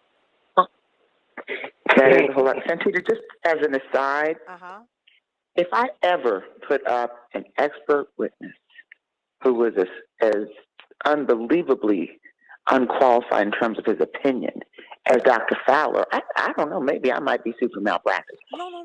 What about what his lack kind of of credibility? Whoa. Hold on. This Anton Black case, girl. Hold on. Hey. Well, and unfortunately, in terms of Anton Black case and what he's done in Maryland, I don't think the jury is going to get a full flavor of that. They're not going to hear, I don't believe. And so I don't believe. I just, they're not sequestered. They're not sequestered. But, the problem with the sequestration is, I know it's all that. None of that makes sense to me. But I'm not in Minnesota, so I'm going to defer to Reverend Moss on that. But I will say this. I will say this. If you want to, We have Dr. Wolf. One of guilt, you will look at Dr. Fowler and say, "Yep, see, there he was. He said it, and that's what I've been thinking. There were all these other things going on, and that's why he died." But if you, I mean, because, and just think about it, people who, it's just how people justify hatred every day. Just like how people justify what happened on January 6th. There are people who otherwise you could have intelligent conversations with. They'll justify. So if there are any jurors who were just looking, they weren't persuaded and just looking for a way out, even though he made no sense. His credibility, forget about his credentials and stuff like that. His credibility was impeached, in my impression, on two issues. He made no sense. And even though that's the case, you just have to remember, people can hear and see what they want to hear and see. If somebody were predisposed to acquit Derek Chauvin, they're going to use his testimony as the basis of acquitting, because the defense does not have to put on a case in chief. They simply have to create reasonable doubt. That's a very different standard. The prosecutor has to put on its case. And I think that they really, really, really did a strong job. With the exception of a couple of things, every witness on the prosecutor's case delivered what they needed to deliver. There may have been a couple of things we'd like to have seen more, but I have to believe sometimes you make these judgment calls and the evidence just wasn't there to do it. But this Dr. David Fowler really lacked credibility on so many issues, starting with his opinion. But wait, CK. But no one saw that where he lacked credibility. No one talked about the Anton Black case, where he is being sued by the family of this black teenager who was killed by the police.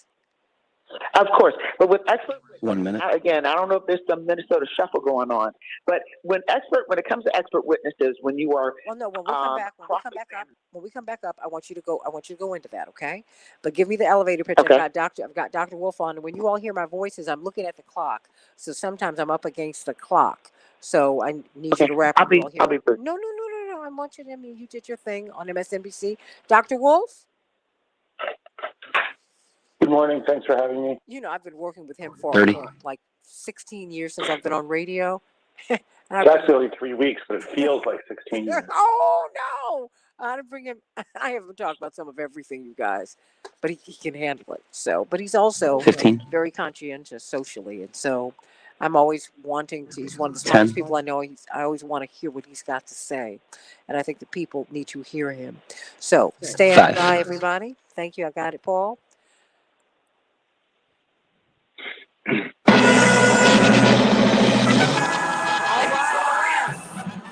Hey, everybody. Welcome back to the Santita Jackson Show. It's 33 after the hour on the Santita Jackson Show. WCPT 820 in Chicago and AM 950 radio in Minneapolis, St. Paul. 773-763-WCPT, 773-763-9278.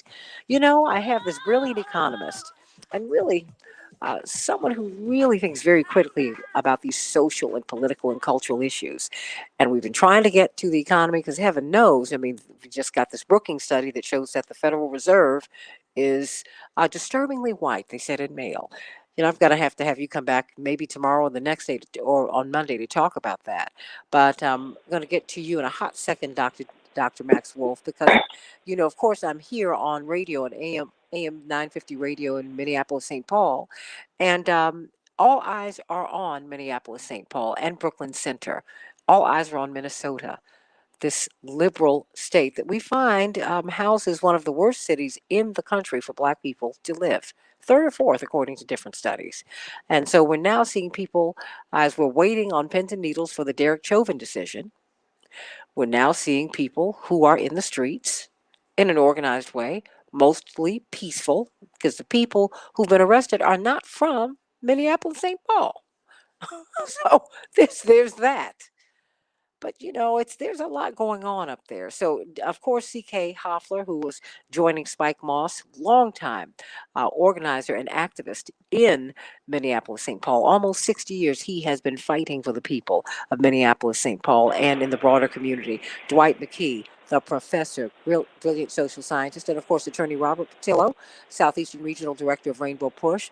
Before we get to you, Dr. Wolf, Attorney C.K. Hoffler, you did a brilliant job explaining these manslaughter charges, this manslaughter charge, against Kimberly Potter, the police officer who accidentally shot and killed Dante Wright with a shotgun and with a handgun and not the taser that she was holding. I don't get it, but you tell me. Please lay out what you see. But what I see is that the second degree manslaughter charge is really inadequate, is woefully inadequate, I would say. Basically, it's the essence of it is that she created an unreasonable risk, and she consciously took chances or was taking chances, and as a result caused a death or put someone in great harm. Well, that's a foregone conclusion. That one should be a giveaway. We should have seen greater charges, more significant or more severe charges, but I'm not willing to say that it's not coming. This is the starting point, and I sincerely hope that there will be greater charges levied against her. So I think that it's very, very tragic to see that this young man was killed. We have to trust our eyes again. We don't need to make up stuff and fill in the blanks. Trust our eyes. She just flat out killed him. She pulled her gun. There's a difference between a gun and a taser. I think Robert said it beautifully. A big difference. Different sides of the body. She pulled her gun, shot, and killed him. She knew what she was doing. At a minimum, of course, she consciously took chances and put his life at danger. But it's not about that. She intentionally killed this young man, and she must be held accountable. And the notion that now she has protection and barbed wire surrounding her home, who was protecting this young man? Who was protecting him?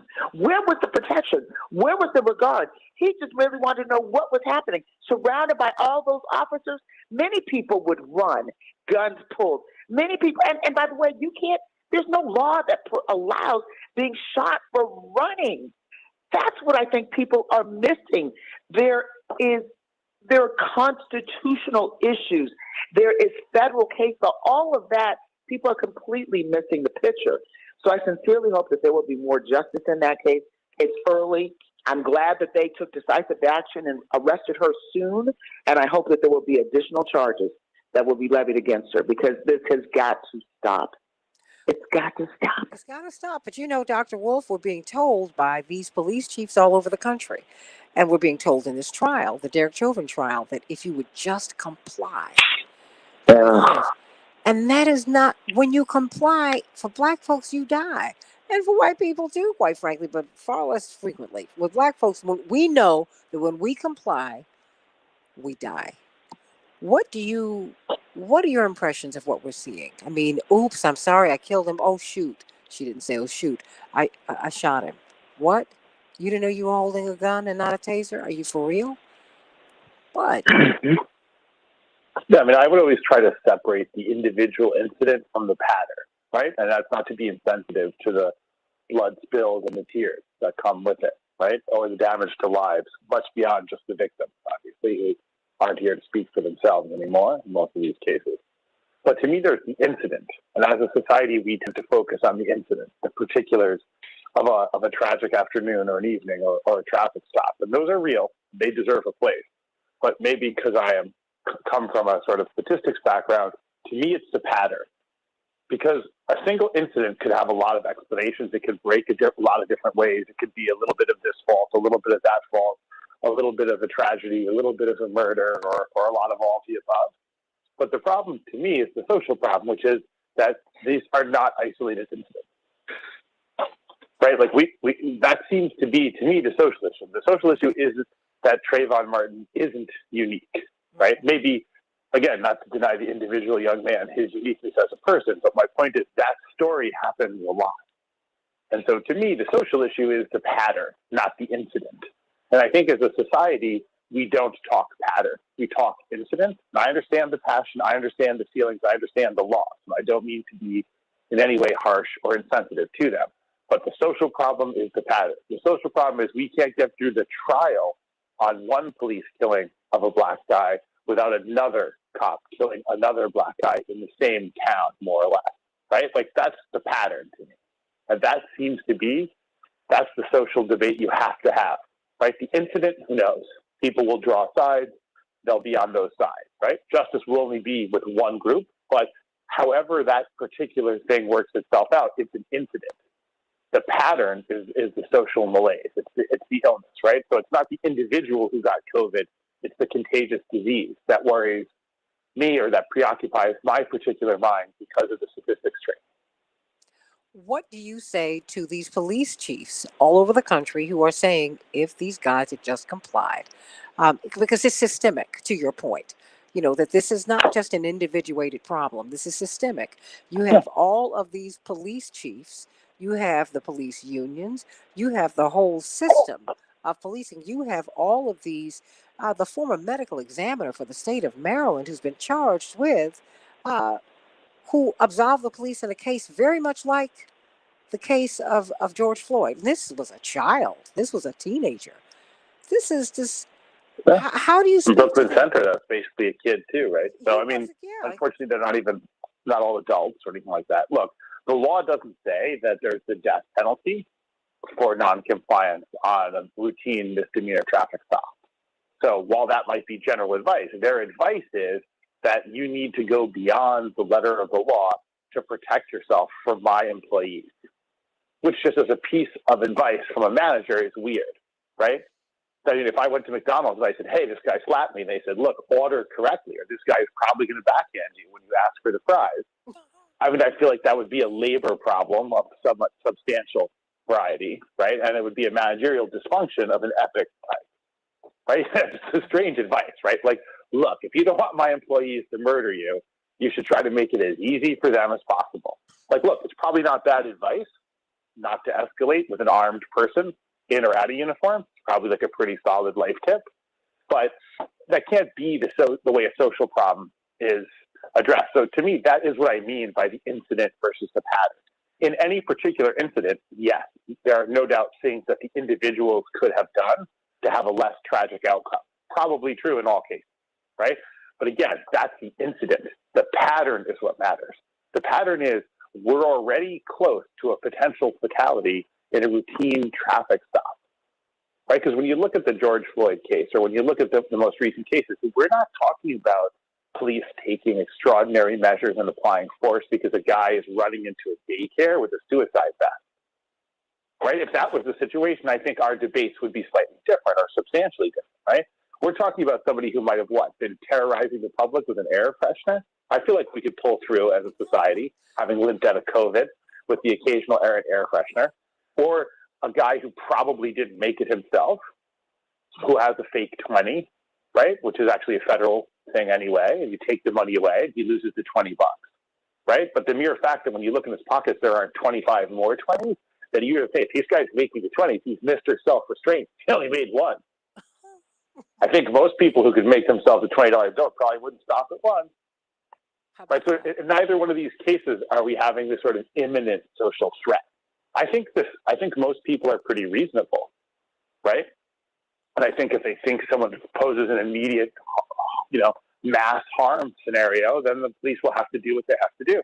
The one thing I would say, which I think might be unpopular, but is also important, is the police are only one part of the story. They may get more heat than they deserve because there's a lot of legislators and a lot of prosecutors who make a career off of this blood justice stuff. And that creates an environment in which the average person is not going to get the benefit of the doubt, in which the cop is going to be pushed to be more aggressive, to make more arrests, to get more convictions, to get longer jail sentences. And I think we need to figure out as a society whether we want to vote for and promote the longest, most punitive legal sentences in the world, and then free a bunch of heavily armed people to try to keep the lid on this level of inequality and discontent. And that's why I think the pattern sheds a different light, not more important, but a different light on the issue than the incident. Dwight, and when we look at brilliant points, and when we look at the culture that's being shaped on television, the police officer is always the beleaguered good guy, a good person. They're just doing the best that they can.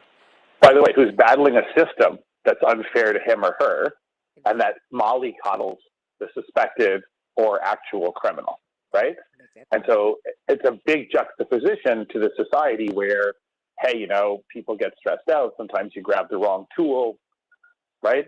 I mean, imagine a physician being like, look, I thought that I was going to be cleaning your teeth, but I removed them, obviously it's wrong tool, bummer, Like I'll give you 50% off the cleaning. Oops, nothing to clean. Right? Like as a professional standard, it strikes me as lacking. Spike Moss? Well, Santita, Yes, yes.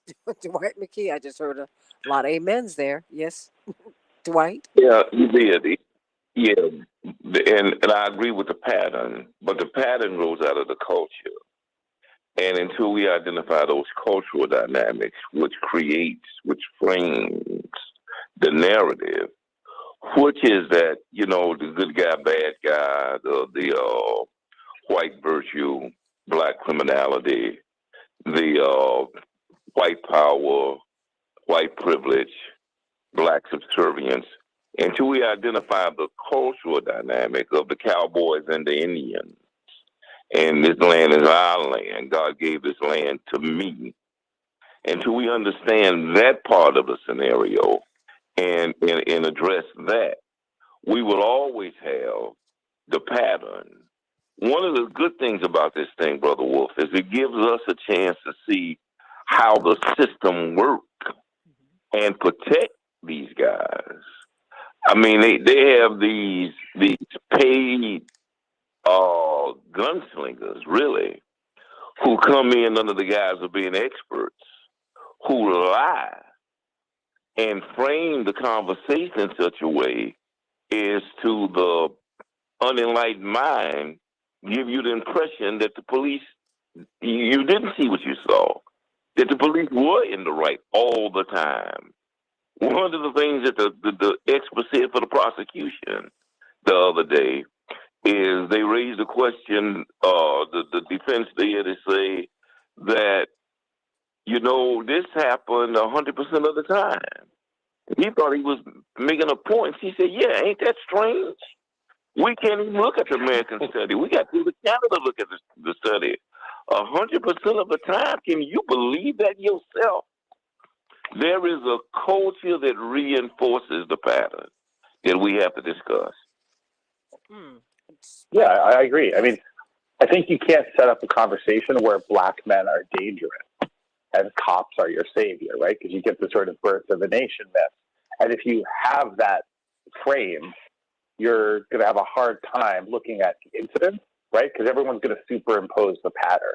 So you're going to end up basically supporting the pattern, whether you mean to or not, and you're going to have a kind of very strange inflection in the lens through which you look through each of the incidents. But yeah, I would say that's clearly a pretty substantial social problem. And the way I always think of it is, for a long time we pretended that the animals we were exploiting and exterminating, that made up of the other living things with us, were a terrible threat to us, and we used that to sort of do terrible stuff. And we slowly, at least some of us, have come to the notion that that's not true.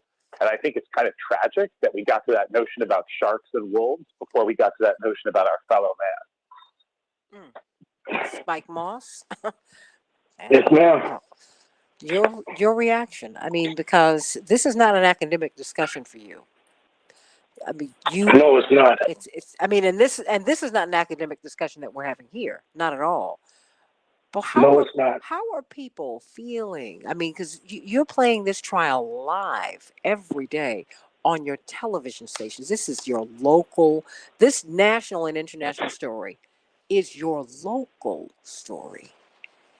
Talk to me. Well, the first part of our local story, if you're a young black male, you're showing right now from your body, from your face, from your expression, extreme anger and frustration.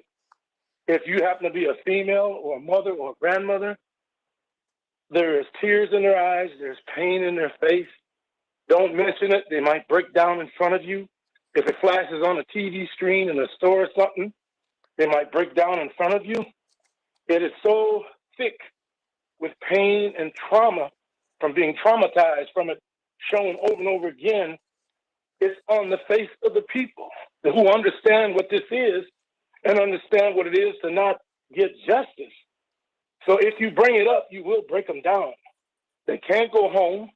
Our little kids are traumatized because they see my color is the one they keep killing, Mama. Why do they keep killing my color, Mama? They can't understand this hate and this madness.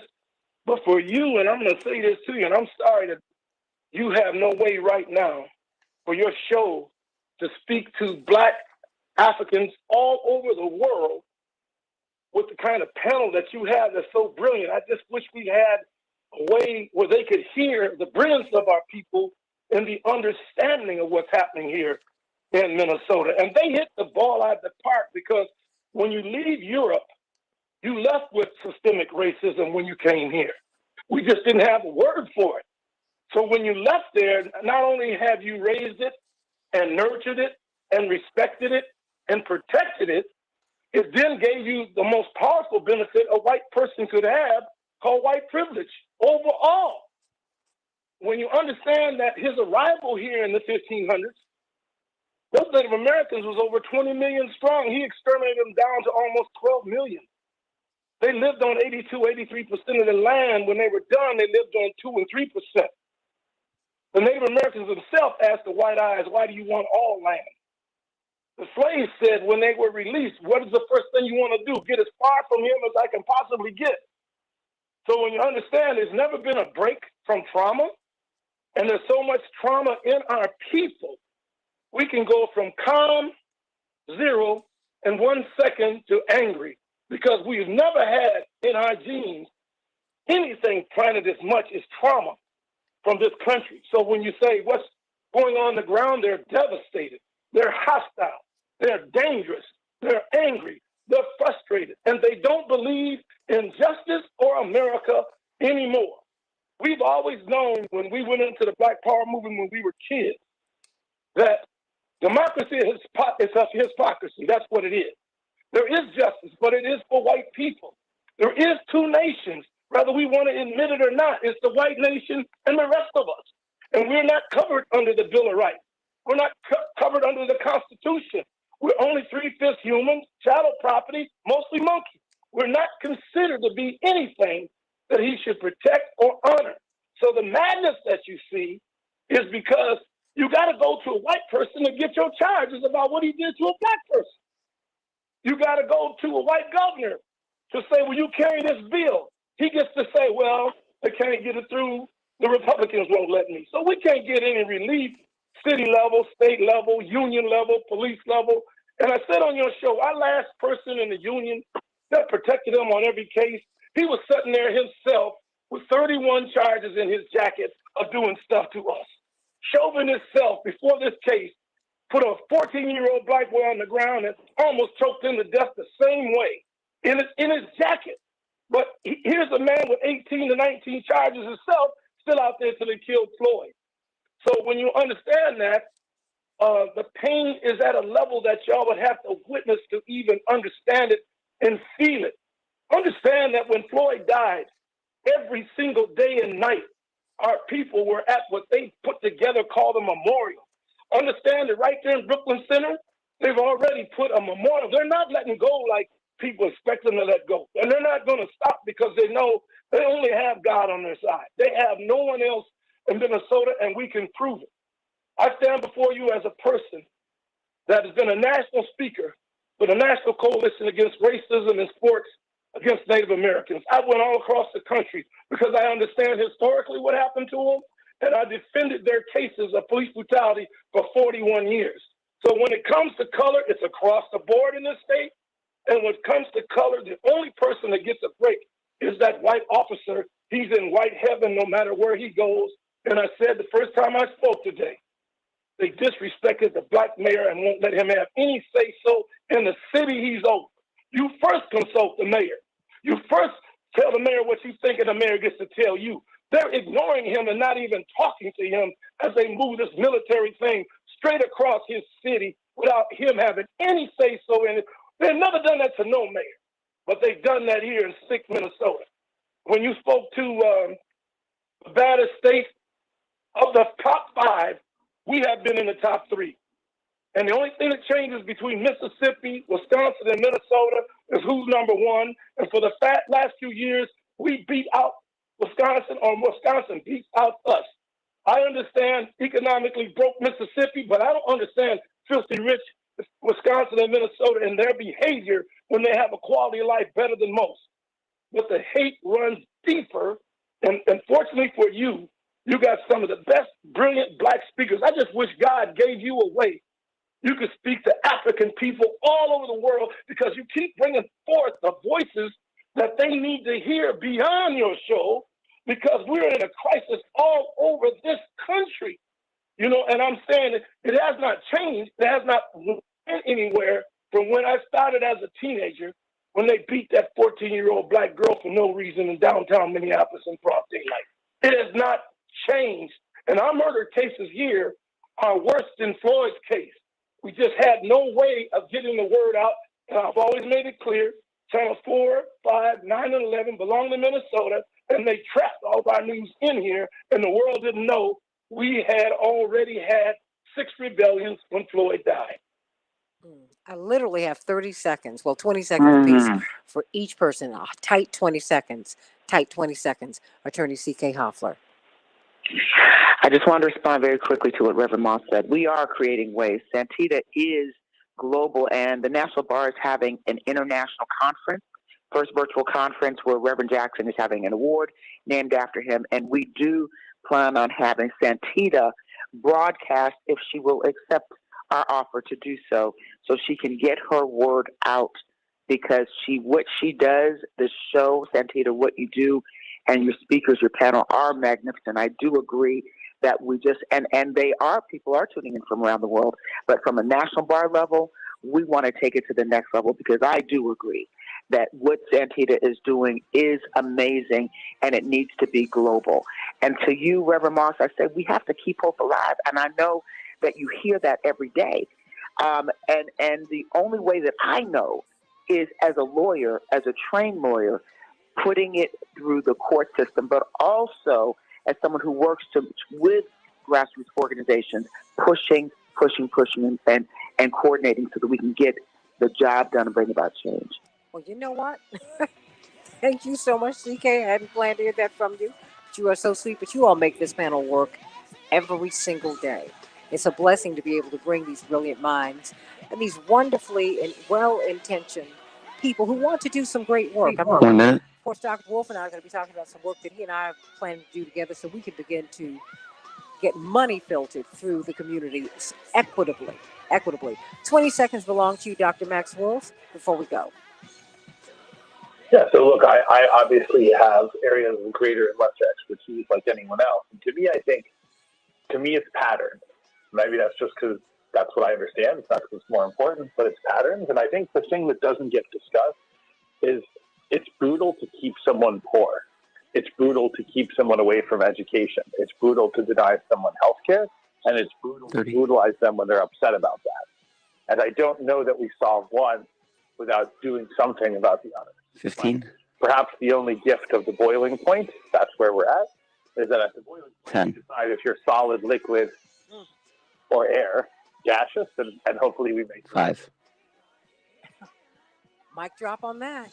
See you tomorrow on the Santita Jackson Show. Blessings and love to everybody. Be safe out there. WCPT 820 AM 950 Radio. I'm Santita Jackson. Been blessed by being with you today. Hope we were a blessing to you as well. Love you.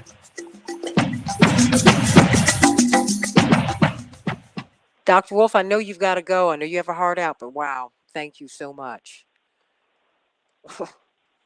Really. And just so that you all know, Dr. Wolf he's as white as snow, but he's got a wonderful heart, just so that you know. It's my brother and my buddy. So, Dr. Wolf, I know he's got to run because he's got a meeting right now. But is anyone else still on with me? Robert Patillo, Dwight, anyone else here? Yeah. CK? I'm still on, yeah. Oh, yeah. Mr. Right. Moss? Yes, Okay, ma'am. very good. I mean, I wanted to give the audience a couple more minutes because I think that what you all have been saying is so important. It was so wonderful it's been wonderful watching Robert Patillo make the case on all of these different platforms all week. He's so brilliant. And I'm so glad that we're beginning to see the brilliance of Attorney C.K. Hoffler. So brilliant. I'm so glad that Dwight McKee has decided to come out of private life and talk to people because he's made so much history and he's been holding it because I think there's just a lot that he has seen it can be exhausting. And my hat goes off to you. I mean, you're an icon in your space. Uh, Spike Moss, my father, I know he's been working with you for decades, for decades, for decades. And he's been coming up there with you and in Minnesota for, wow, more than 50 years. What do you want us to Well, know? that's Yeah, who I want to commend, Dwight. Santita. I want to commend Dr. Moss, is that I think you have the most noble job alive, which is to be a freedom fighter. And it's that who's taught us, Robert TK, is how to watch, fight, and pray, and live rejoicing every day. I just appreciate your work, Dr. Moss. And you keep on fighting a good fight. And let me tell you. Well, can I say to him this, though? Yes, yes, yes. Can I Sir. say this? I need to say to him that for people like me that have lived our life in this struggle, when we hear y'all, you give us hope. Because if you didn't take this baton, our people would perish overnight. You are a breath of fresh air when I hear your voices. Well, that's why you're here, because that's why this radio show is here, because this is for you. I mean, the airwaves are supposed to be free, but you have to go through all of these, jump through political hoops to get a license to get on the air. And I give Chad Larson and WCPT, Mark Pensky and Fred Eichner at CPT, and Chad Larson and my friends at AM 950 Radio for opening up this door for us to talk and for us to have this uncomfortable conversation. But he's given me a comfortable space in which to do it. And I want to thank you. And so I truly was serious about committing to you, um, to everyone. And because it's Minneapolis, St. Paul, Brooklyn Center today. It'll be Chicago. It's Mobile. It's L.A. It's Brixton in London. It's everywhere all the time. People are under the boot. People have everybody's got a boot and a knee on their neck, and the collective neck and our necks, and we're seeing it and feeling it every single day. And it's just You're right. it's too much. It's too much. CK has got two sons who are nearly grown, at least physically, but they'll always be her babies, and they'll always be our babies. I've known these kids since they were born, and it's this is very deeply unsettling. But you know what, Mrs. Mobley, Emmett Till's mama, she was unsettled too. They weren't going to let her bring her Yeah. baby out of Mississippi unless she agreed to keep the casket sealed. So when she pulled into the station, Dwight, you know this is true. When she pulled into the station here in Chicago, the train station, she had them open up the casket. Wasn't Dr. Howard with her, Dwight McKee? Dr. T.R.M. Howard? Church God is right. Absolutely. I mean, and these are people, Dr. Howard was a prominent physician who used his money, and he made a lot of it. But everything he could do to support our people, and the least of these, he did that. Because everybody's not going to be an activist, everybody's not going to be an organizer. But you're supposed to do what Bill Cosby has done, Bill and Camille Cosby. They took their resources and they gave more than $20 million to Spelman College 40 years ago. They said, you all have given the world too many people for this campus not to have a first rate student center where you can begin to collect art and we can have people who can come in and you can raise more money because we've invested in you. When he had an opportunity to put just any show he wanted to, they said, okay, you want to talk about a black college? He said, why don't we just talk about college life? He said, no, no, no, no, no. I'm talking about an HBCU. And it became one of the top 10 television shows, and then they unceremoniously took it off the air because they wanted to make room for Friends. And the bar where nobody knows, everybody knows your name. Are you kidding me? These shows were failing until Cosby got on NBC. Don't get me started here. So wait a minute. That's why this platform, it gets me up at 2:00 in the morning every day because it's a blessing. I mean, I feel blessed that Dwight McKee, who's been very private and been very reluctant to come out and be as public as he has become on this show. And I've known Dwight since I was 2. I don't remember not knowing him. Thank you, Dwight. CK is a sister beloved who incorporated me, Dwight, Robert, and Mr. Moss without my knowledge. Remember, you did that like 15 years ago, CK? She came to our convention. She said, "You are a corporation. Yeah. I see something in you, girl. This is my sister, Oh, beloved." oh, thank you. I, And we all see something in you. And Santita, I just have to say this: on any level, your star is shining so brightly that everybody, literally everyone, wants to globalize you because of your messaging and how you're able to engage your guests. It is a unique talent. It really is. And so, as I said, anything I've got in May. I do have an international conference, and we are doing so many things. And I very much plan on making sure that your voice and your skills are heard internationally through what the National Bar Association is doing. We need to have that, and we need to see and hear you in that space. This country does, but our community really does. And Reverend Dr. Moss, you hit on it. You nailed it when you said that. And I'm so glad you said it, because now I could just say publicly what I'm doing to try to make that happen. Well, you are so sweet, but this is not. Appreciate you. It's not about me, and I'm really, really, I'm so touched by that. But I'm going to do that with the National Bar Association internationally. But we'll use this opportunity to bring Mr. Moss and others onto the platform to tell their story to the Absolutely. world. Because Absolutely. this is why you had 1 million people pour out in London when they saw this man choked to death last year, and you saw Mm-hmm. millions of people pour out all over the world. Because even in countries where they don't have massive populations of black and brown people and red people, they said, we got the police on our necks too. And just as a human being, what I'm seeing is wrong. This is not going to work. This is not self sustaining behavior. That's why I was so appreciative of Dr. Wolf, who is white. And he Mm-hmm. said, wait a minute, we got a problem. We got to have a deeper dive on this, because this is a systemic problem. I'm stepping back as a numbers man, and I'm telling you, we got a problem, because this happens over and over and over and over again. We got to deal with it, because our society won't be able to survive this. So I've said all of this to say, I want everybody to have their final say. We're still on Facebook. Before we go, Tanya, bless your hearts. But, and thank you all so much. But the blessing is all of these panelists make this show what it is, and you make this show what it is. Really.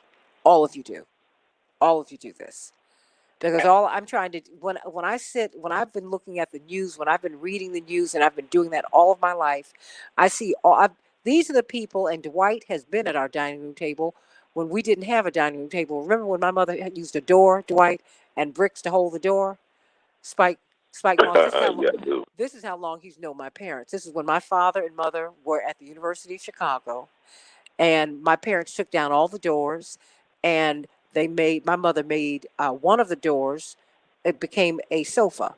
Another door became the coffee table. Another door became our dining room table, and they used Wow. bricks. Oh, well, my parents had no Mm-hmm. money. They had nothing. They had nothing. Well, no, they had everything, because they had God, and then God gave them each Mm-hmm. other, and that's all good. But money they did not have. Dwight's mother and sister used to bring food to our home from our church. Wow. Mm, Oh, I mm, can tell the story now. Wait a minute. I got full scholarships to college that I accepted because I had to. And Mm-hmm. I'll tell you the story. No, the money my father made, he gave to push. That's okay. Mm-hmm. Andrew Young said to his son Bo, God bless him. Bo said, why don't you just make some money? He said, that's not my point. He said, now you can go on and make some. I'm doing with my life what I want to do with my life. Now you go and you do with your life what you want to do. And that's it. So that's what this platform is for. It's so that Spike Moss, who CNN should be calling, who MSNBC should be calling, who CBS, NBC, ABC should be calling, but they're not.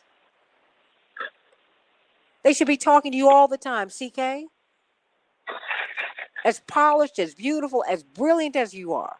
And you can say this in several different languages. Why not talk to you? I shouldn't be surprised when I see you on MSNBC. I should say she's part of the regular lineup. I want her. How about that? So Well, yeah. they well, can't afford black. my soul, They can't afford My blacks to closing. give clarity. No, that's okay. That's why we create our own platforms to make it happen. I'm not gonna beg anybody for a platform anymore. We need to build our Well, own stuff.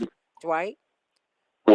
my closing is the one that need to be calling is doing the calling, and that's Jehovah Jireh. And that I just want everybody to stay encouraged in their lane. I can see what God is doing in everybody's life for His purpose, and just keep on hanging and fighting the good fight. And what is God doing in everybody's life for His purpose, Dwight? Is giving us it's taking the spirit of our ancestors and all that they've gone through and all they had to deal with, and giving us that spirit to say that all of their suffering and all of their pain was not in vain. That we are fighting for not just ourselves, but for our posterity, our children, our grandchildren, and their great grandchildren. And that when all is said and done, even though it is a pattern, as Wolf say, little by little we make progress. I mean, sometimes you see it in increments. I was telling Sharp the other day is that the victory we had 2 years ago, our little crowd of this body cam have made such a significant difference in these discussions. So now the people themselves can see what's happening and what's going through. And it's changed the narrative. Because now it's not some guy in the corner telling a story about Tawana Broadway or a story about what happened to Emmett Till. Now you see it live and in living color, and it gives clarity and truth to the narrative that what people have been saying in the corner in the dark is now being brought to the light.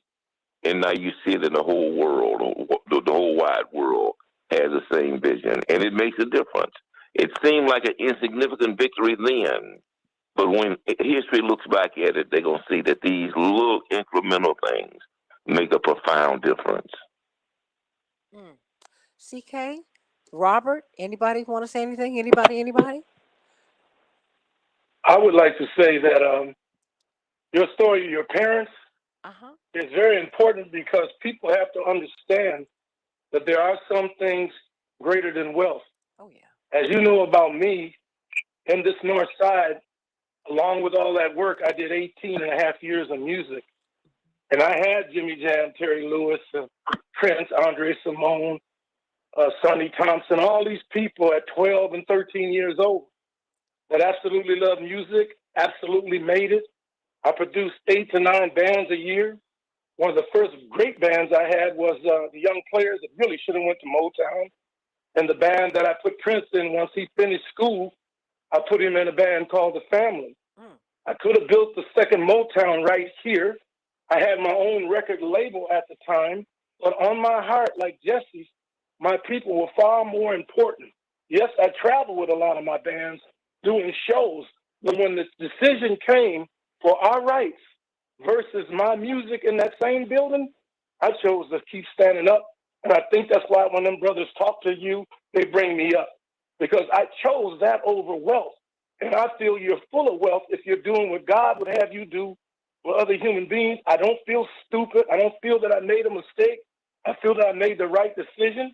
And that's why all your panelists touch my heart, because they're making the right decision to raise their voices.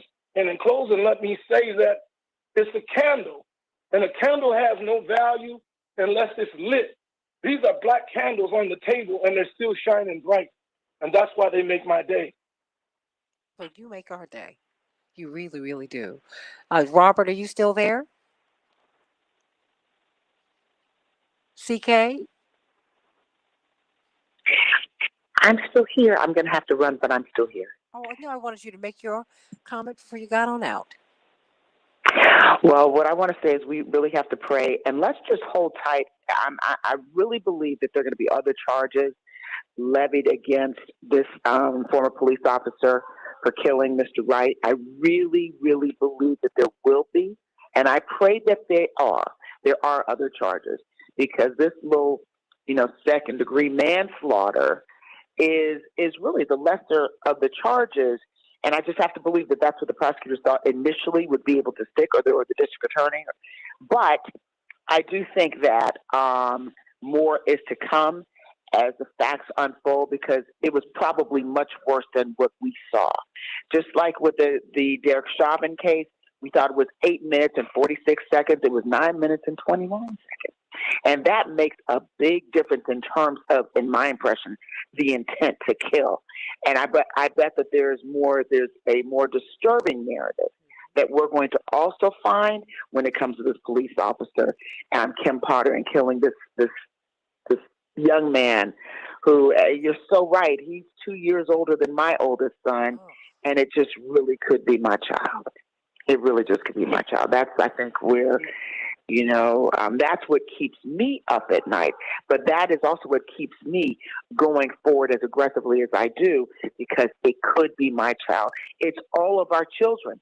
It really is.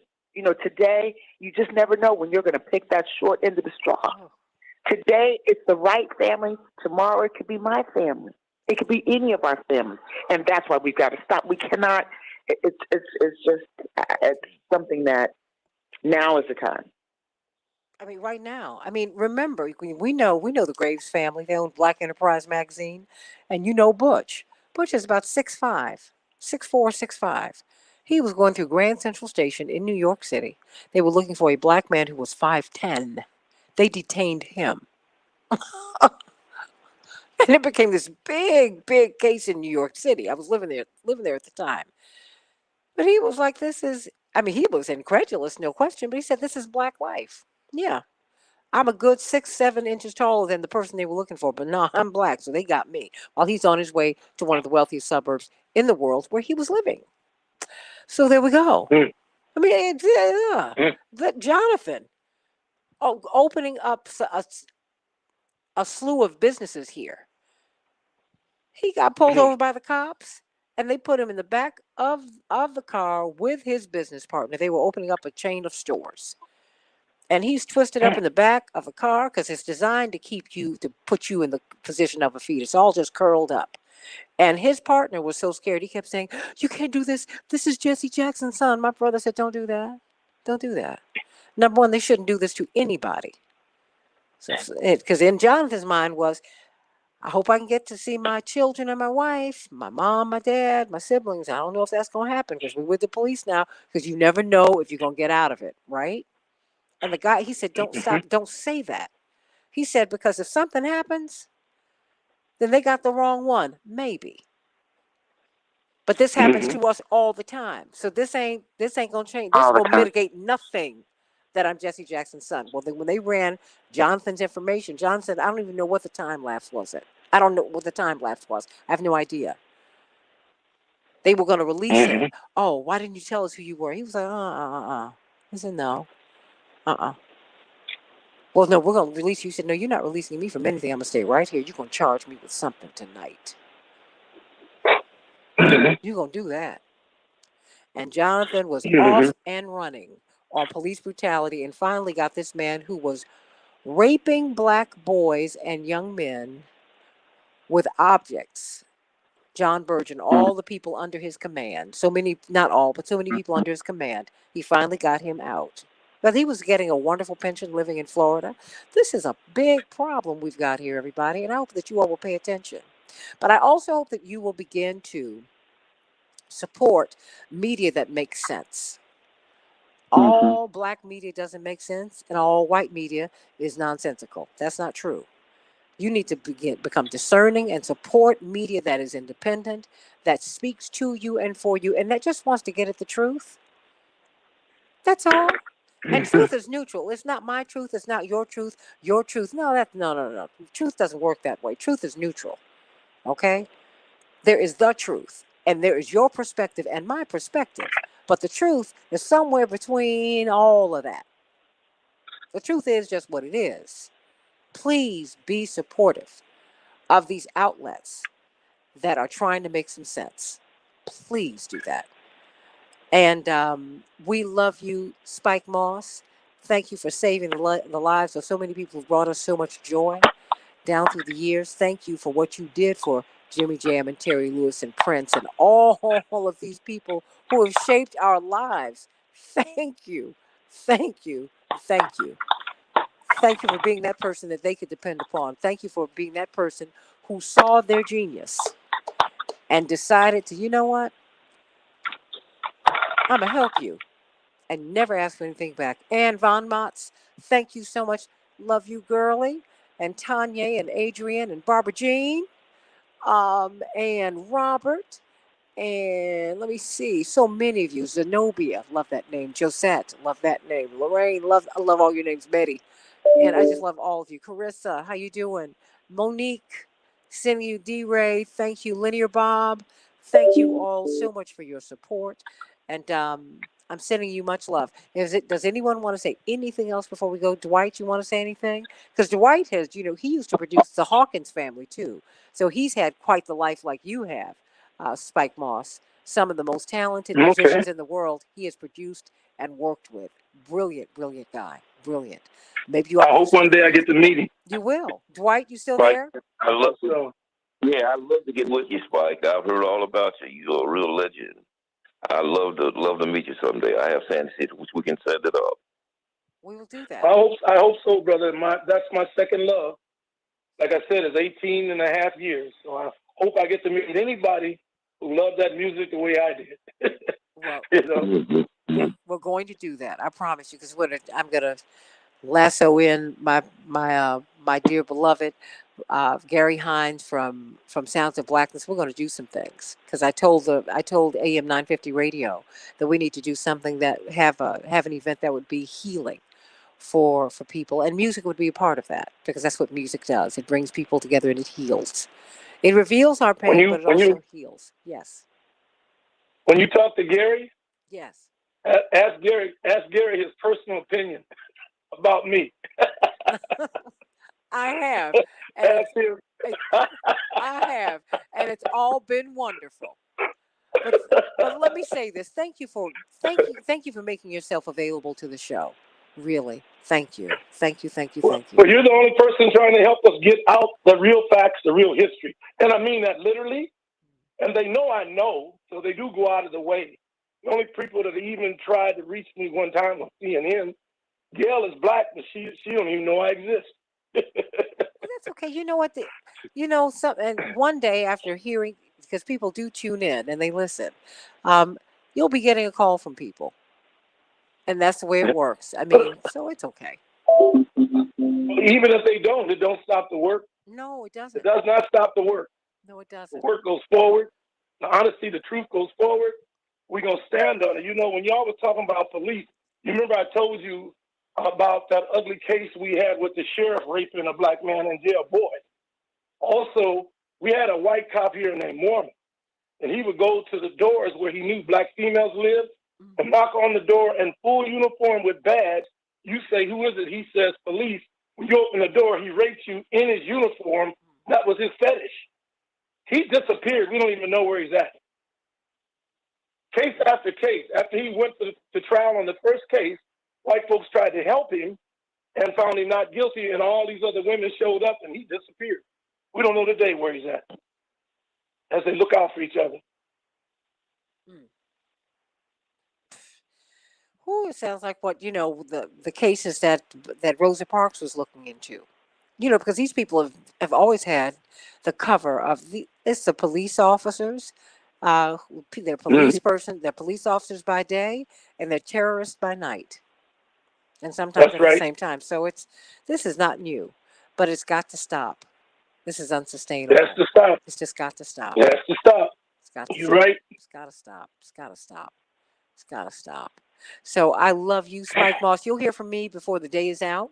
Dwight McKee, I love you. Thank you so much. C.K. Hoffler, my girl. I love you, girl. So Did you receive the pictures? Yes, thank you so much. Thank you. Yes, I love it. Thank you. Thank you. You see Floyd, didn't you? Absolutely. Absolutely. Absolutely. Absolutely. I loved it. Bless his heart. Bless his heart. All right, you have a great day here. You too, have a great day. You'll hear from me before the day is out. Love you. I All love right. you, Take Spike care. Moss. I love you, Dwight. I love you, CK. I love Love you everybody. back. Assalamu alaikum. Yo. Amen. I love you, everybody. I love my morning stars. I love you, love you, love you, love you. That's right, John Cunningham. One love. One love, one love. We are one. We just don't know it yet. I love you, everybody. God bless you. See you tomorrow. God willing. Bye bye.